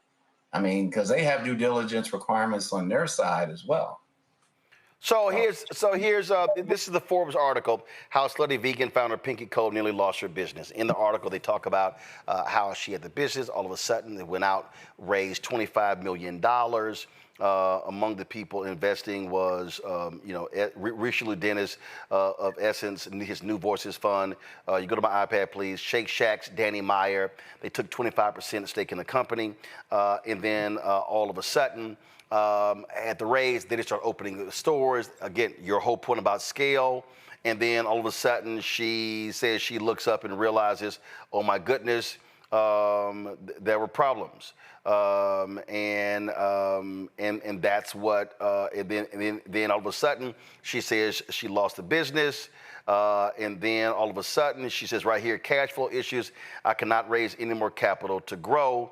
And she says, my corporate overhead was $10 million. I was profitable at the unit level. I did double-digit millions last year in revenue. But when you look at my balance sheet, there's a lot of debt there. And because the market is so volatile, people really don't want to just expend their money in situations like this. I've been fighting for my company for a whole year. It got to the point where I was paying $80,000 a week in payroll on my own. And then, again, talking about that. Is this a perfect example of what you were talking about? That you got a business, you go out and raise money, and then you try to expand. They were opening stores in New York and Baltimore and here and here and here. Debt is debt. Yeah, I mean, was that debt or was it equity? I couldn't really tell. It sounded like it was equity. If they valued the business at $100 million and they raised 25 for 20% of the business, it sounded like it was equity. Mm-hmm. So, but regardless, you're still going to, your working capital requirements, depending upon how fast you're going to open up stores. In fact, I've got a portfolio company that's doing that right now, really in the airport space. And we planned this out a year or more in advance in terms of taking advantage of where coming out of COVID. And what would be happening in the marketplace in order to exploit it. And so they would, now I don't know other investors, do they have any professional investors or any investors who have been invested in other restaurant chains that have grown like that? That's one thing that if I was in that situation as a founder or an entrepreneur and I had a great brand like that and I wanted to grow it, I'd make sure that on my cap table somewhere, I had a firm or a person who had done this before, right? Because, very few people have done what, she was setting out to do. So what you're saying is that if you're talking about a franchising your business and trying to go national, and in fact, in this article, she's talking about wanting to go international. Again, your deal is you need management experience to do that very thing, because you might be the visionary, you might be the owner, you might be the one who conceived of it, but the reality is there's a skill set that is needed to go to the next level, and if you don't have that, you need to hire that. Right. Well, not only skill level, not only that, but your investors should have also experience in doing something of this nature, because you want to rely on your investors to a large degree to also help you find the right people to scale this business. So hold up right there. I want you to stop right there, because I was once told not all money is good money. So when you go out and raise money, what you're saying is that investor needs to bring something to the table more than just money. They need to bring experience, knowledge, relationships to help you build the business, not just say, hey, here's some money, take off, go. Right. Yeah, it's more. In some ways, it's almost more important than the money. I mean, if you have your options to get money, you want to take smart money, because it's expensive money. Let's face it, equity money is expensive. You know, private debt is expensive as well. So if you're going to take that money, get your money's worth. Get somebody or a firm that's going to be able to assist you in making that business successful and scaling it way. And you get someone who's had domain experience doing that, right?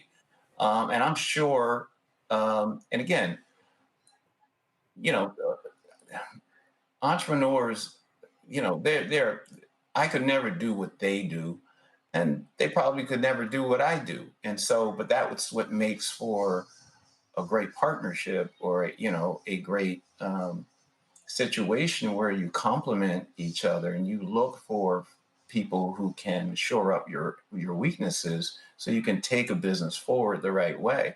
But you got to be willing to give up, you know, part of your business sometimes.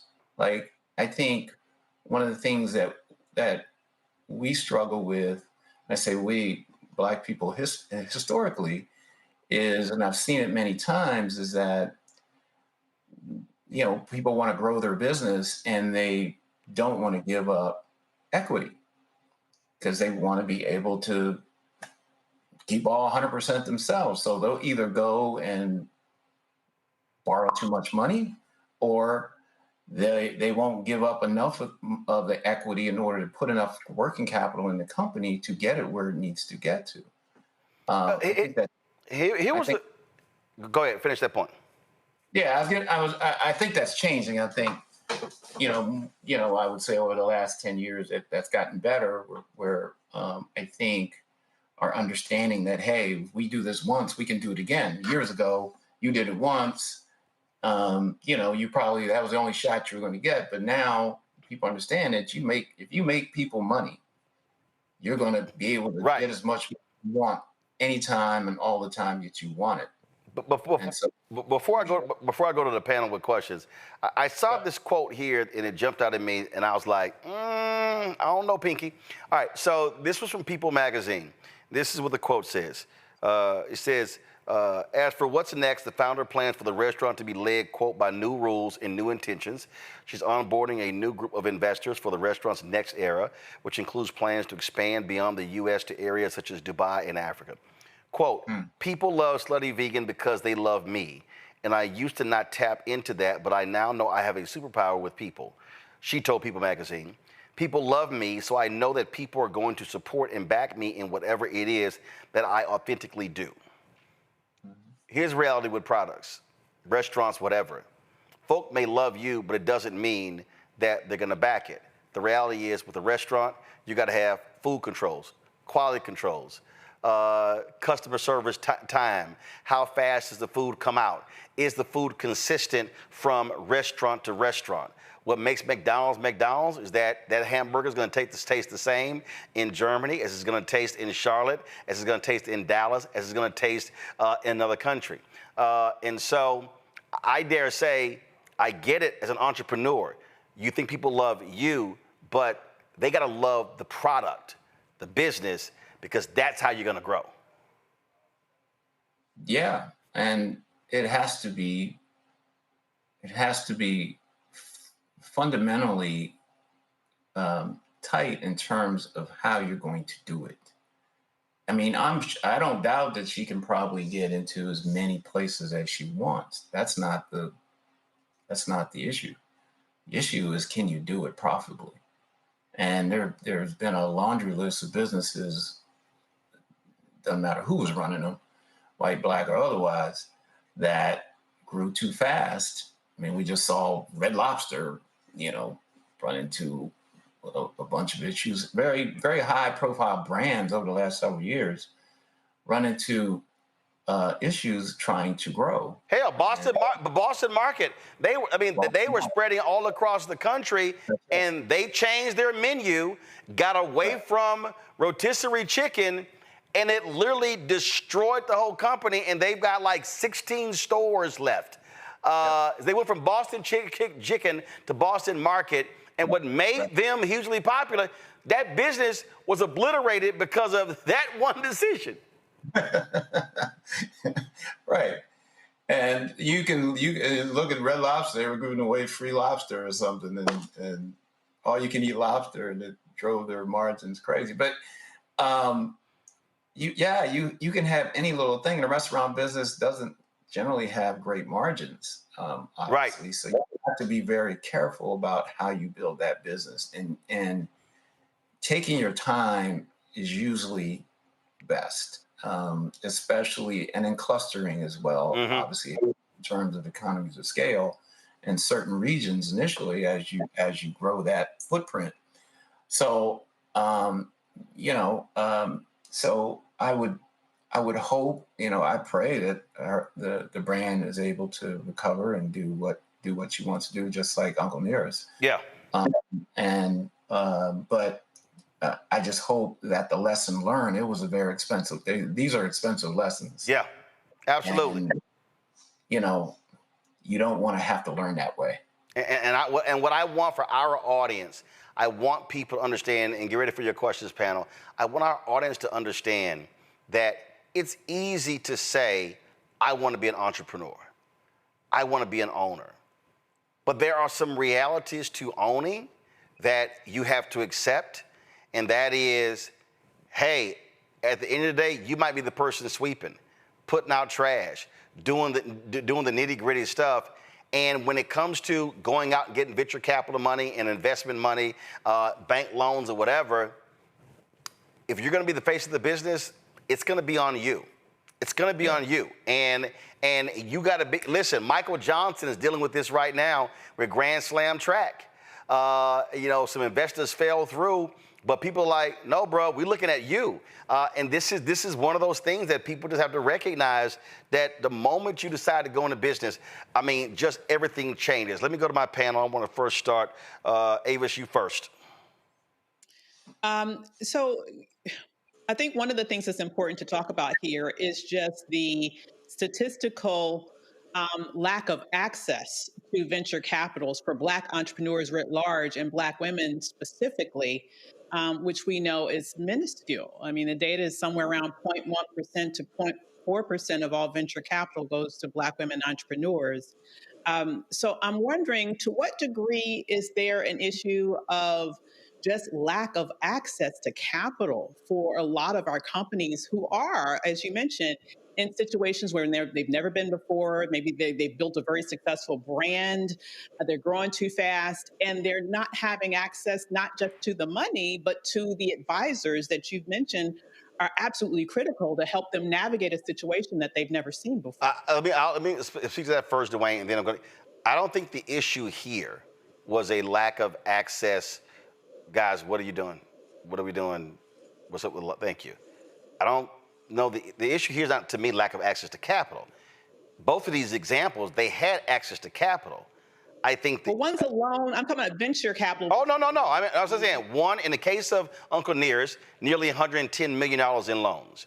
In the case of Slutty Vegan, it was a $25 million Series A raise. So, Dwayne, I think what we talked about earlier, the issue here with these two companies, it wasn't access to capital. It was, once you got the capital, how do you manage the business to maximize the capital you received and not be in the situation that both found themselves in? Yeah, but to her point, to her question, it's historically, if you look at Black men or women, it's woefully disproportionately bad. Right. And so that has been the case since I got into business when I was 19 years old. And all I've done all my career is invest in Black and brown businesses, quite honestly, and have made any money that I've made, I owe to Black and brown businesses and founders. I mean, from Kathy Hughes to Bob Johnson to a number of folks who early on were scrounging around for capital. And that continued throughout the years for a number of companies. And it recently has gotten a lot better. I mean, where we are today is light years away from where we were. So Dwayne, what are those? So what should? Okay. So then, taking what Ava's asked, what then should entrepreneurs be doing? Where do you go? How do you put yourself in the right places with people who have the expertise that you're going to need once you do get the capital? So you talked about the advisors and others. Right. I mean, where do you go? What do you do? Who should they be talking to? What places should they be going? Well, they're not easy to find, obviously, unless you are running in the circles that they are. So in terms of professional venture capital firms that are run by Black men and women, and there are a lot of new ones that have recently originated that are actually run by women and are focused on investing in women founders. There's probably at least 20 out here now that part of their thesis or their main thesis is to empower women, to scale businesses. Now, not every business is meant for venture capital. And so that's one of the things that you first got to figure out. Is your business, whether it can scale or not, is it a venture capital business? Generally, a venture capital eligible business, not eligible, but a venture capital business that lines up for the cost of that capital is a company that's in the tech space.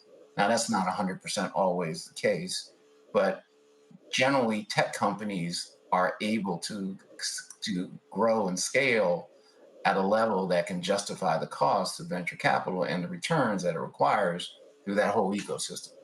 And when you talk about an Uncle Nearest or you talk about a Slutty Vegan, typically those businesses can scale in a couple ways. They can scale organically when you got a hot brand like they did, or you can do acquisitions.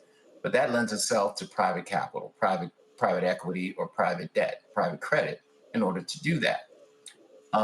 Because that money is a bit cheaper, and it is built to scale those kinds of businesses, unlike a tech business, which is generally startup, generally early stage, doesn't have a lot of revenue or cash flow in which to borrow against in a private equity scenario. So finding folks who do that, I mean, they're all over LinkedIn. If you know where to look, there's conferences, there's meetings, there's local, regional type places that you can run into people like that. When you're, especially when you're a high profile founder, you have your own relationships. You can get to almost anybody, especially in our community. It's small. Right. Our community, we can, we're 2, 3, 4 degrees of separation, right? And so you can, if you are conscious about looking for it, you will find it. And, and I'm not saying they all got, every advisor has to be of the same ethnicity as the founder. I mean, there's advisors out here in all communities that, will be able to help you. And you just got to be able to align with one that you trust to do business. And that's very important, is trust, which is why you got to spend time with your advisor and or your investor or lender before you get into something like this. Because if that alignment is not there, that alignment of interest and that trust is not there, things are going to be bumpy at some point. I mean, is perfect, but you want somebody who's really vested and aligned properly to make sure that you get back on track and are successful and aren't first looking to take your company and get whole because they don't trust you. Right. You don't have the confidence that you're going to be able to pull yourself out of it. You don't want that situation. So be patient, take your time. You got a great brand, you got a great product. It'll be here. It's not going anywhere. Yep. Do it your way. Larry. Yeah, this has been a great discussion. And I want to talk about, we talk a lot about things like the Old Boy Network, right? And one of the things that comes with that is these relationships we kind of been discussing, and not just access to capital, but, being able to reach out to people who can mentor you, give you feedback. And I'm wondering, as it relates to, we talk a lot about the lack of generational wealth in the Black community because of racism, and what role it plays in Black community and Black entrepreneurs, particularly like the two brands we talk about have taken off, and the challenges of not having access to individuals who, for multiple generations, know what it's like to run these, large businesses, to expand, et cetera. I'm wondering what are some of the challenges as it relates to that kind of like familial or institutional knowledge that, we don't see in the Black community. Yeah, I mean, you're correct. You have a lot of first and, maybe second generation businesses that even have the prospect. And then when you narrow it further, the ones that have the prospect to really scale and become what we call a unicorn in our business, or something that is substantial. The people that you can call on or, be able to rely on for that in our community is small. But if you got a business, if you got a business that makes sense, you've got a business that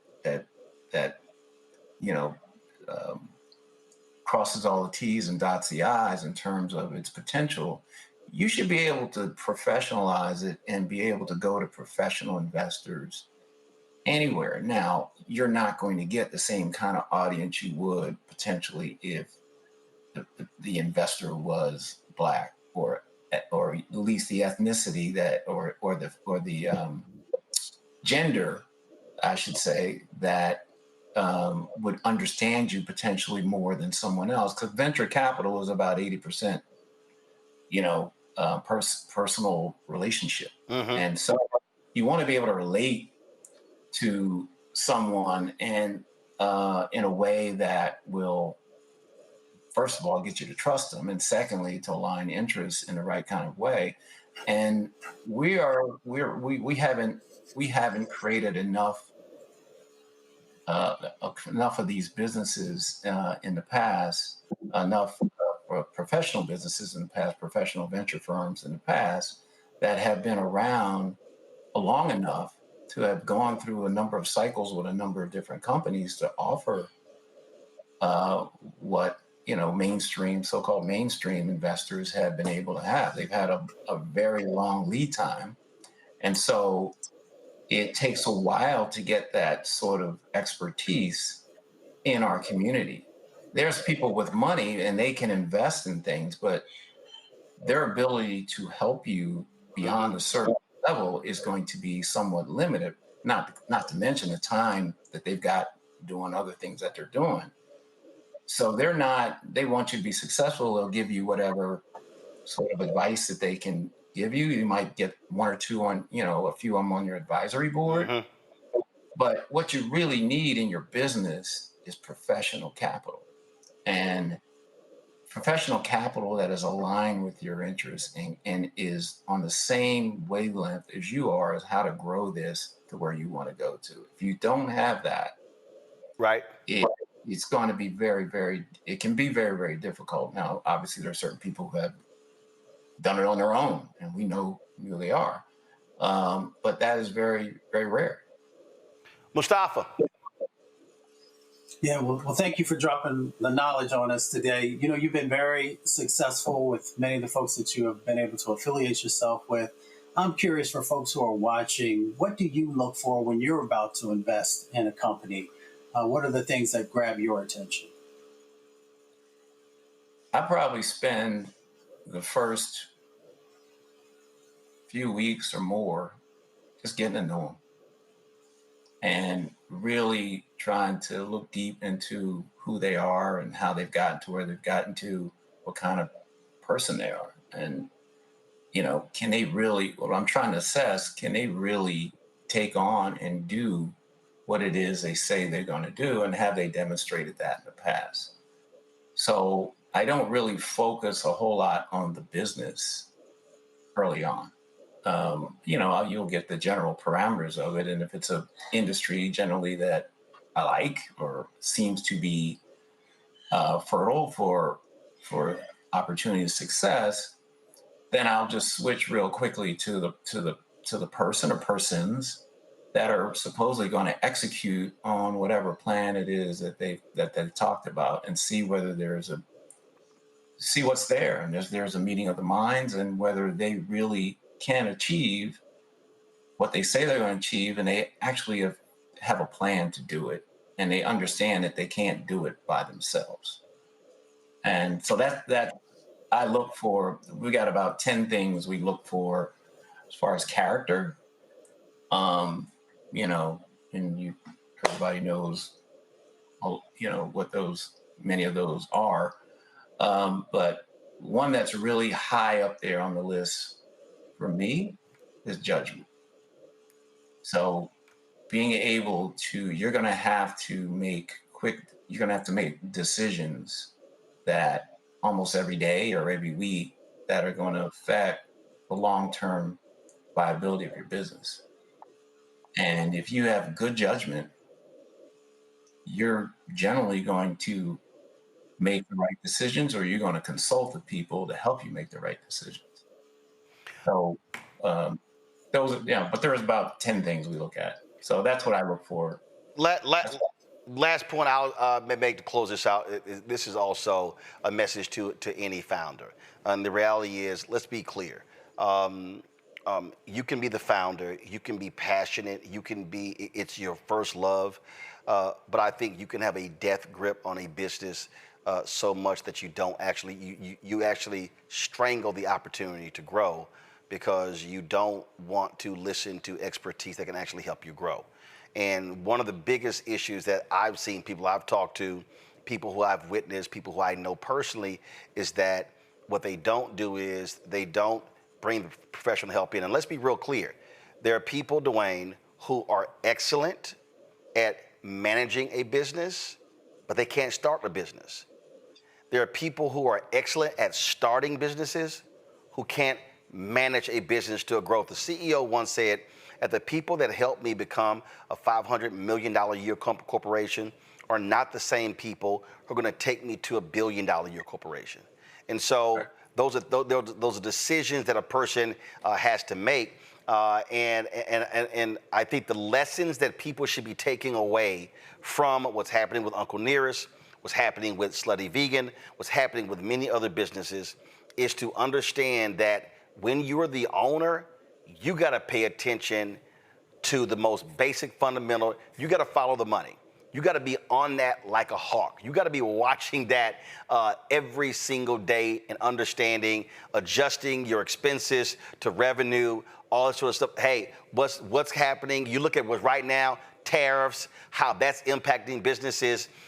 So you can be in love with the idea of the business, in love with the product, but if you are not focusing on the most basic fundamentals, cost of goods, services, overhead, expenses, taxes, insurance, all that sort of stuff, then you might find yourself not being in business. About 60 seconds, final comment. Yeah, well, I hope, I certainly hope that Slutty Vegan and Uncle Nearest are able to regroup and pivot on how they think about growing their business and get the right folks in there. Because we as a people need to be entrepreneurs. I mean, we look at where the country is going. We look at where AI is going. Jobs are more than likely going to start to shrink. Or if you want to keep a job, if you want to get a job, you have to be able to utilize workflows that are being driven by AI. And AI is going to be in every company. It's going to be everywhere. And so we've got to be able to adopt it. Obviously, it can be scary, and it's a big leap. But within a short period of time, it's going to be it's going to permeate itself throughout any business. And so any business we look at today, they don't have to be creating AI themselves. Yep. But in any kind of business that they're doing, they need to be able to utilize AI in order to be competitive in what will be a very competitive marketplace. Yep. You're not going to be able to just hire your way to success. You're going to have to be able to use these tools and get your people to utilize these tools and make them more productive. Dwayne McKnight, we appreciate it. Thanks a lot. Absolutely. My pleasure, Roland. Folks, Thank you. Appreciate it. Folks, the first black mayor of a small Alabama town overwhelmingly won his election 4 years after white residents literally locked him out of the town hall and refused to let him serve. Incumbent Mayor Patrick Braxton was elected as the mayor of New Bern last week, winning 66 votes to his opponent's 26 votes. His victory puts a punctuation mark in a dispute over control of the town government that drew national attention. Last week's election was the town's first since at least the 1960s. Held under a federal settlement, black residents sued, challenging what they call the town's hand-me-down governance and refusal to let Braxton serve after he ran unopposed for mayor in 2020. New Bern is approximately 77 miles southwest of Birmingham, with a population that is about 80% black, 20% white. However, the town's leadership, except for Braxton and his town council, has been majority white for years. New Bern's population is just about 133. We've seen this in a lot of places, Larry. That's absolutely crazy. We've seen this. Black folks, city manager, mayor, other white folks like you ain't coming in. But this is crazy. Not to have an election since the 1960s. I've never heard of anything like this, Roland. I remember talking about this story on here, and it still boggles my mind. And it is an example of why we need the Voting Rights Act and why we need civil rights groups like the Legal Defense Fund, ACLU, et cetera, because I'm shocked. I would not be surprised if there's something similar happening in other jurisdictions that we haven't even talked about yet. But once again, this is an example of how systemic racism works, particularly when it comes to diluting the vote of majority black districts. And so this is why we need to make sure at the federal, state, and local level that we make sure that every vote counts, particularly in the black community, historically been disenfranchised, and support, in individuals like this, towns like this, and by working with civil rights organizations and other entities to make sure, like I said, black folks' votes is not diluted. Absolutely. All right, folks, the University of Cincinnati, black students are stepping up after university support for the African American Culture and Resource Center ended under the new Advanced Higher Education Act, also known as Senate Bill 1, which bans diversity, equity, inclusion initiatives. Popular traditions such as black graduation and welcome events have been pushed off campus and are now organized entirely by student volunteers. In response, Cincinnati alumni have launched the Cincy Cultural Resource Center Foundation, a nonprofit organization committed to funding mentorship, music, and cultural programs that the AACRC previously led. Leaders say their goal is to ensure black students still have community and a voice despite growing political pressure to silence such programs. Well, this is one of those things that, Mustafa, where this is where you say, you know what, we're going to fund our own stuff. Yeah, and it's great that, folks are coming together and making sure that happens.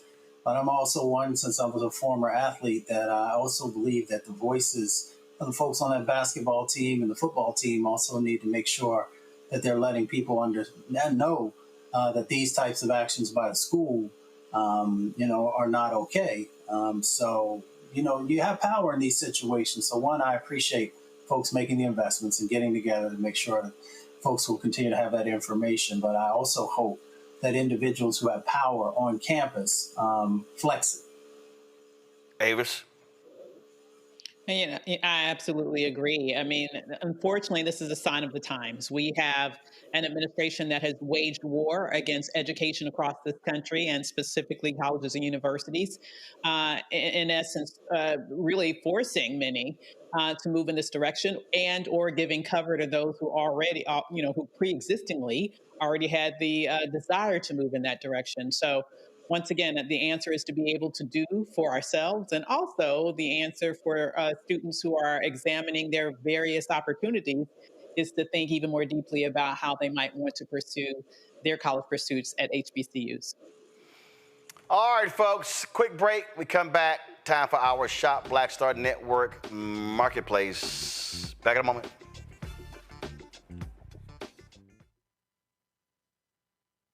This week on the other side of change, 300,000 Black women being pushed out of the workforce. this is shocking yet unsurprising. So what happens when a bunch of Black mothers lose their federal job? Their kids are not being fed, their kids are not being taken care of, but that trickles down to the entire community structure, which may be built on the backs of Black mothers and Black women more broadly. Tune in on The Other Side of Change, only on the Black Star Network. Hello, we're the Critter Fixers. I'm Dr. Bernard Hodges. And I'm Dr. Terrence Ferguson. And you're tuned in to Roland Martin, Unfiltered.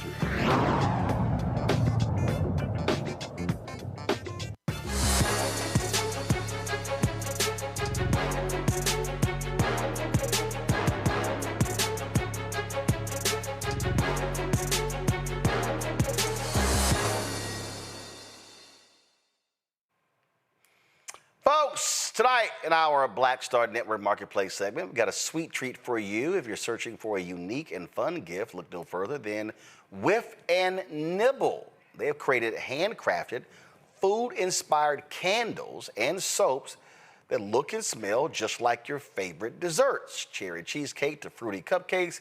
These lifelike creations bring joy, nostalgia, and a touch of indulgence to any space. Joining me now from Detroit is Denitra Jackson, the founder of Whiff and Nibble. All right, Denitra, glad to have you here. Okay, how'd you come up with this idea? Where did it come from? How you doing, Mr. Martin? Good, good. So Whiff and Nibble actually came from a place of darkness, right? Now, I'm a foodie, and at the time I used to be 280 pounds. So after a very traumatic time in my life, I wanted to become a new person, physically, mentally, and spiritually. So I went on a weight loss journey. And instead of eating desserts, I would smell desserts, and that satisfied my cravings to stay on track and to lose the weight that I wanted to become a new person. So my love of candles, my love of food, we put the two together, and Whiff and Nibble was born. Okay, so I'm sitting here right now looking, okay, what is this? That is our root beer mini candle. This is your root beer mini candle. Okay, so. Actually, well, root beer float, excuse me. See the little ice cream? Yeah, I see it, I see it. All right, so this is not a dessert. This is literally a candle. That is correct. That white wick that's sticking up, that's the wick where you light it, if you choose to light it. Otherwise, then you could just have it as decoration. You sure can. So if I light this, then it will be the room be smelling like root beer? That is correct. Okay, all right. Let's see here. All right, okay, what is this one here? This is... Let's see what you got. This is Peach Cobbler Mini Candle. That is our Peach Cobbler mini candle. And we also have a larger version of that, which is a 3-wick candle that comes in a real cast iron skillet. So you can burn your candle and cook an egg right after that. Larry, why are you looking like that? Larry, you look like you're hungry. I mean, I might be, but I want to give her credit for creativity. I haven't seen anything like that. So, but maybe that's the point. Maybe burn some candles and make some food. But I think it's an ingenious idea. Okay, this is a cherry cheesecake mini candle. It sure is, and I have one with me as well. That is our cherry cheesecake mini candle. So you have your crumbles there, your cherry cheesecake, and yep, it looks and smells just like cherry cheesecake. How you trying to burn stuff to make people hungry? Okay, all right. Did the opposite for me, but hey, fun is fun. All right, let's see here. Okay, this is the banana pudding candle. It sure is. Yep, just like Grandma used to make. That is our banana pudding candle. You can smell the bananas, the vanilla wafers. Yes, you can. I love that one. And that comes in a mini version as well. Okay. Now, how many different candles, food-smelling candles do you have? You know what, Mr. Martin? We probably have about 34 right now. 34? Yes, sir. Wow. Okay, 34. That is our peach cognac candle that's shown on the... Oh, I'm sorry. I didn't realize I had another one here. So this is the blueberry pie a la mode candle, 2 wicks. Yes, sir. So that is, yep, just what it says. It's our blueberry pie with a scoop of ice cream. Okay, this is insane, y'all. This is insane. Oh, I like that one. That's a cute one. Aesthetically, this it's very is cute. insane. Okay, all right, y'all. Hold up, where am I looking? Okay, this is. There it is. This is it right here, y'all. That's my baby. And there are 2 wicks, like right between the ice cream scoop on either side of the ice cream. Oh, yep. Yeah, I see them. There they right are. here and right here. That is correct. Okay, how long does it take you to create these things? Not that long, because everything is kind of pre-done. I kind of got like an assembly line type deal going. So we're pretty much assembling now. Okay, all right. Yep. Questions from the panel. Let's see here. I'll start with the man who keeps licking his lips, Larry. That's funny. Hi, guys. You're making me hungry. So listen, congratulations, and I want to talk a little bit about marketing. Like I said, I think this is a very unique idea. People love candles, particularly we love candles in the Black community. How are you marketing this to wide, nationally or internationally? Absolutely. So in regards to marketing, we are on all social media platforms, and my team. We're getting into ads. We have our website. We are in a few local stores here. And also we have a mall location here as well. So, so we're trying to get the word out and trying to grow day by day. Avis. Okay, so I'm really impressed because I'm a big sweets person, and you've done a great job of merging sweets and traditional soul food, comfort food. So I'm wondering, do you ever how do you target people like me? I know I hear where you are, but I'm thinking, are you at any sort of spaces where you might find a large number of foodies like myself, and how can we sort of actually get to smell them in person? Gotcha. So in regards to that, we are still studying our analytics to find out exactly who our target market is per se. But we also do a lot of in-person events where people are able to touch, smell, feel. And also our name, we're kind of getting out now. So we're just trying to grow day by day. Yes, ma'am. Mustafa? Come to learn the brand. Mustafa. Yeah, well, this is amazing. I was going to ask the question: has anybody ever got the munchies and accidentally eaten one of those? But somebody accidentally took a bite and they were like, yes, this ain't going over well. The stories that we have are hilarious. I have a young lady who purchased the peach cobbler skillet candle. She works at a factory. She burned it. Her husband came home from a long day's work, thought she was cooking, and they got in an argument because it was a candle. Oh. What is your favorite? Sounds like to me she should have been cooking. Homeboy came home work. He was hot. He like, listen, I don't hear no pots clanging. What's going on? Man, see, he thought it was a pie, some cobbler. Boy, I bet his mind was dancing, and it was like, I'll be damned, that's a candle. Exactly. That's exactly what happened. Oh, I feel so bad. Amen. Oh. Mustafa, you're the part 2. Go ahead. No, I was just going to ask, you have 34 different candles. Which ones are selling the best at the moment? You know what? It all depends on the person. So like I said, we're the ones selling the best are the 5 on shopblackstarnetwork.com. Go to my iPad. This is the 5 right here.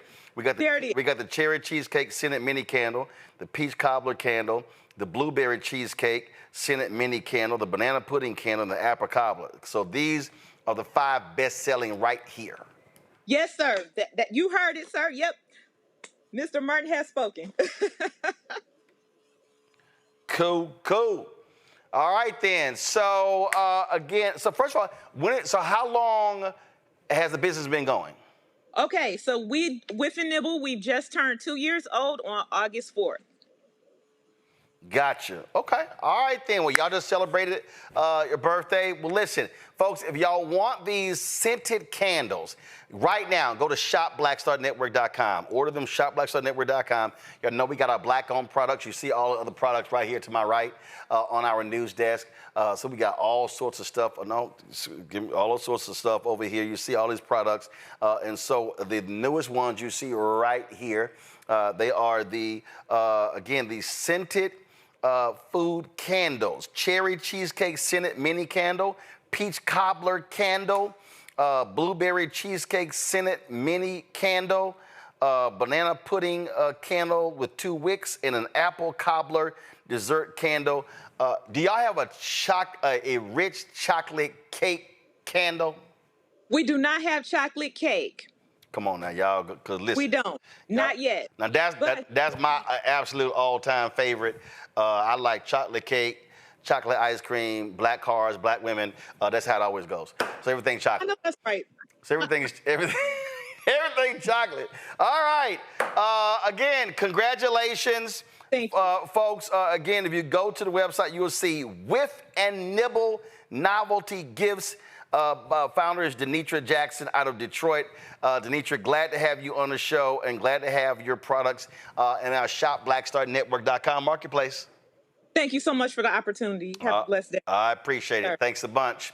Right. Folks, a couple of stories before we get out of here. More turbulence at St. Augustine's University in Raleigh. Days before fall classes, interim president Dr. Marcus Burgess, he's out, suddenly stepping down, citing personal reasons.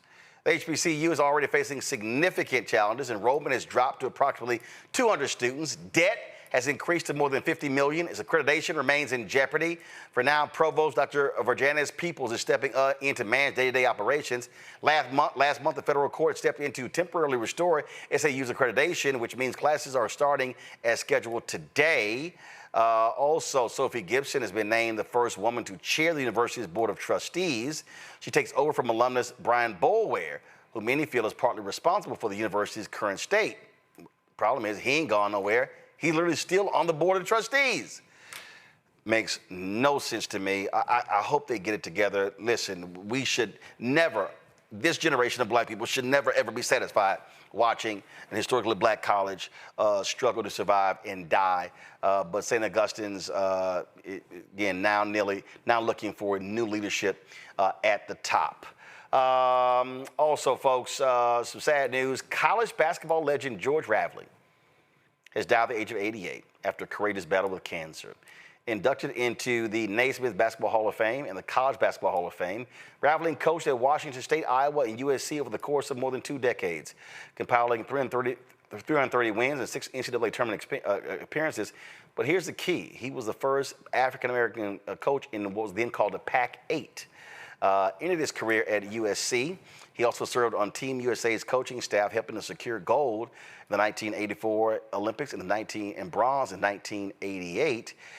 He played a huge role in Michael Jordan's groundbreaking Nike endorsement deal and was a trusted leader and mentor to countless players and coaches. Now, here's what I think is an amazing story, Mustafa, Larry, as well as Avis.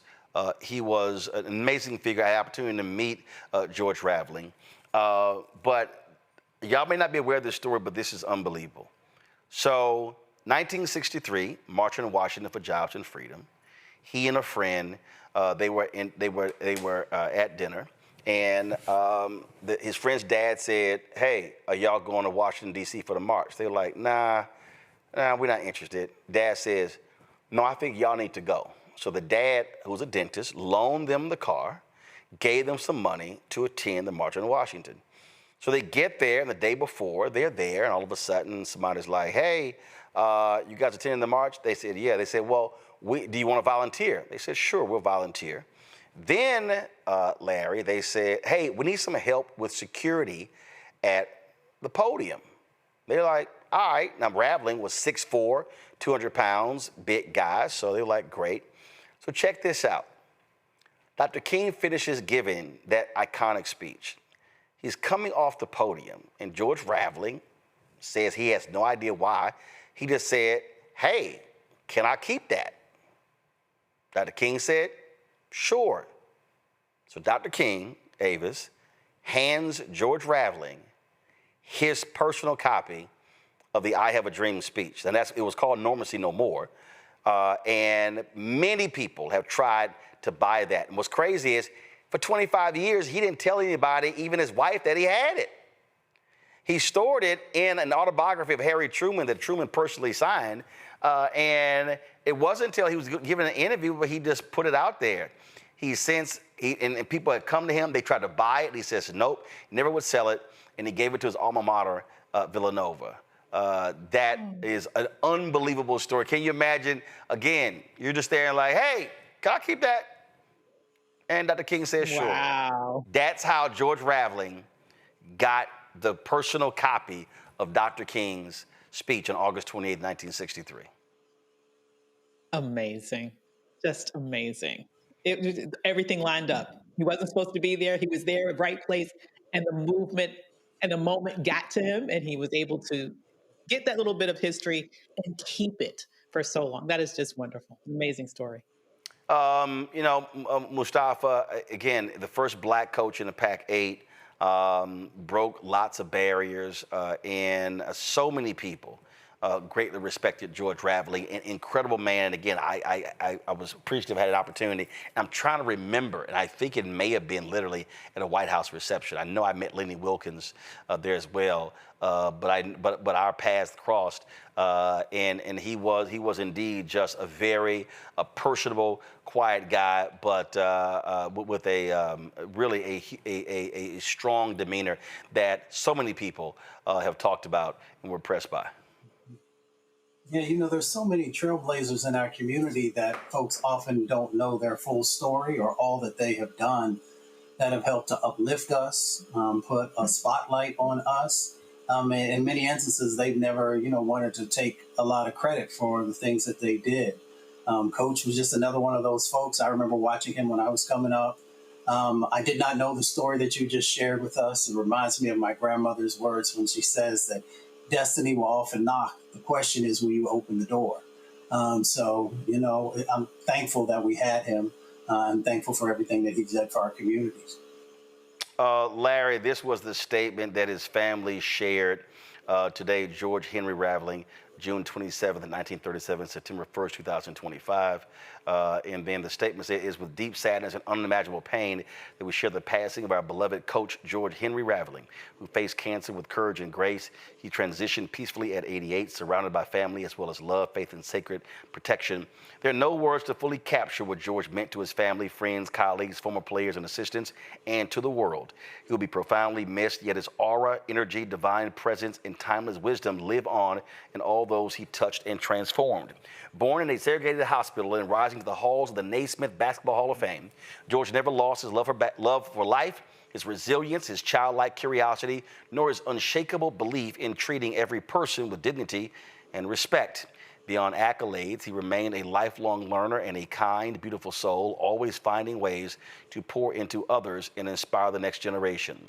Grief is the cost of love deeply felt. We are eternally grateful for everyone who loved George. He cherished his family, his friends, his books, and every opportunity to be a positive difference maker in as many lives as possible. At this time of mourning, our family kindly asks for privacy and prayer as we navigate this difficult transition, the Raveling family. Larry. Roy, you mentioned, I remember him coaching at USC, and obviously everyone knew his work, at Nike, and vital role, you mentioned that he's played there for years. The other thing is interesting about the Dr. King story is I'm from Philadelphia. Villanova's right outside the city. I had no idea that Villanova had the speech. So it's a fascinating story, but you're right, Roland. He really did mentor, in college basketball, NBA circles. He mentored a lot of particularly black athletes. And like I said, he played a major role at Nike for years. Absolutely. Let me see if I remember there was a story. And he actually, this was a photo Give me 1 second. Give me 1 second. So this is from September 14, 2021. MLK's original I Have a Dream speech donated to Villanova University. This is September 14, 2000. So this is a photo of Raveling with the actual speech. This is, I would dare say, this is absolutely positively priceless. And the article goes on to state, and actually he donated on August 27th, 2021, which was the day before the anniversary. And it says Villanova will collaborate with the Smithsonian and the National Museum of African American History and Culture, where it will go on display. Critics may wonder why Raveling chose Villanova, even if it was his alma mater. The school's student body is 74% white, only 5% black. The university is such a lopsided demographic, it has earned the nickname Vanilla Nova. And so this was what this particular article said right here. Pretty cool there.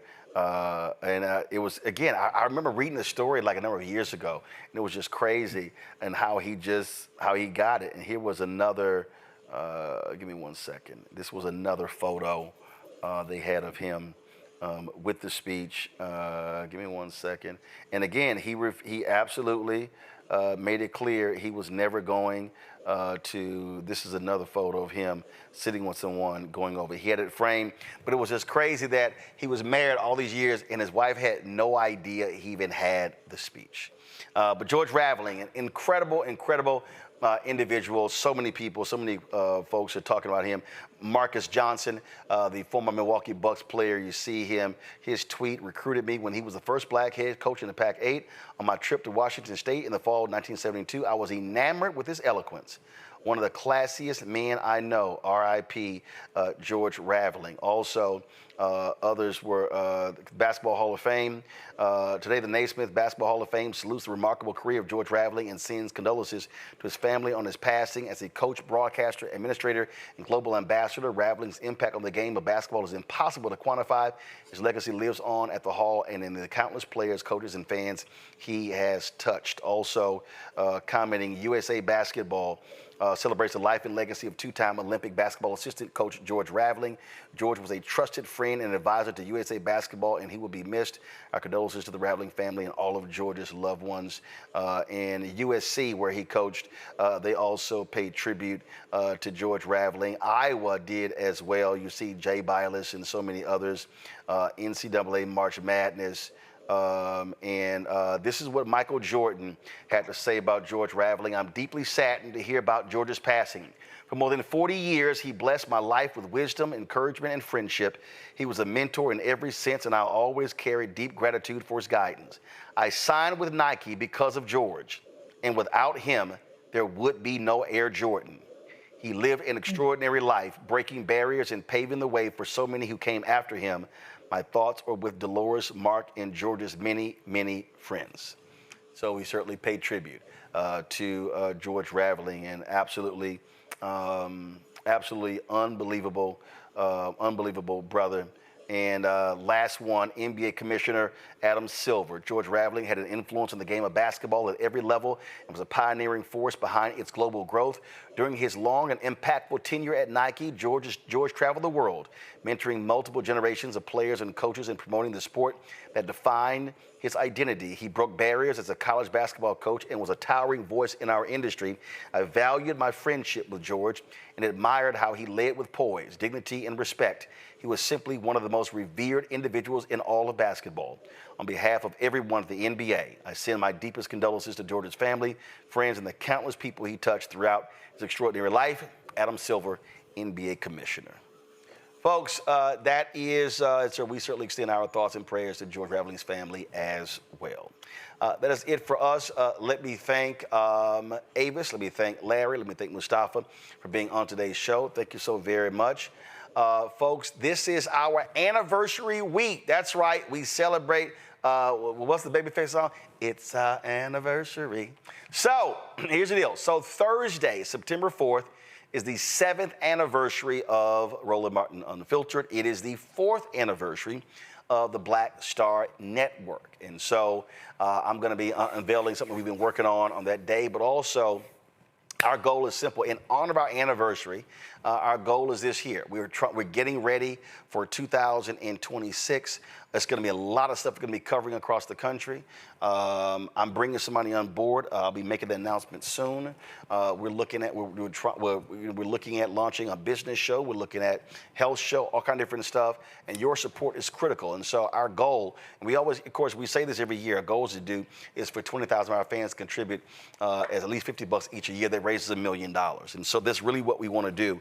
And so we want you to support us. Take a screenshot of this, share it on all of social media. There are other people who are going to be sharing this as well. And it's important because, again, the work that we do is so important because, look, it's not happening other places. What we cover, the things that matter to us, are so critically important to our people. And so we've got to have a daily news source that's covering the issues. So with this show, the other shows on the Black Star Network, the shows that we're working on, our goal is to expand and create the scale and get bigger and bigger. And so the goal is to raise $1 million. I see y'all talking about that's Tony, not Babyface. It sounds like a Babyface song, whatever. We want to raise $1 million by December 31st in order to, again, position us for 2026. So lots of ways to give. If you want to give via Cash App, utilize the Stripe QR code. You see that QR code right here. This is the QR code. You see the Stripe QR code. You've got PayPal, R Martin Unfiltered, Venmo, RM Unfiltered, Zelle, Roland at RolandSMartin.com, Roland at RolandMartinUnfiltered.com. Then, of course, if you want to do checks and money orders, make it payable to Roland Martin Unfiltered. That's how we have the bank account set up, y'all. But that provides expenses covering for the whole network. And P.O. Box 57196, Washington, D.C. 2003 7-0196. Go back to the other one because the address is on there. So the address is right there, P.O. Box 57196, Washington, D.C. 2003 7-0196. I want y'all to also screen grab this here. Capture this right now on your screen. And I want y'all to post on all of your socials, spread the word, because we really are looking to expand what we do in 2026, and your support is absolutely needed to do so. Folks, that's it. Don't forget, also, download the Black Star Network app, Apple phone, Android phone, Apple TV, Android TV, Roku, Amazon Fire TV, Xbox One, Samsung Smart TV. Be sure to get a copy of my book, White Fear, How the Browning of America is Making White Folks Lose Their Minds, available bookstores nationwide. Be sure to, of course, get our Roland Martin Unfiltered Black Star Network swag by going to shopblackstarnetwork.com. You see all of our T-shirts right there. We got hats, mugs, all kind of stuff. See the QR code there as well. And, of course, you can also get our marketplace items. All these are Black-owned products. You see all right here. So go to our marketplace. Go to shopblackstarnetwork.com to get these products. And don't forget, if you want to download the app Fanbase, get that app and download it. If you want to invest, go to startengine.com/fanbase. Startengine.com/fanbase. You want to see their podcast, just go to our YouTube channel. We have the podcast up as well. Folks, that's it. I'll see y'all tomorrow right here. Roland Martin Unfiltered, Black Star Network. Holla!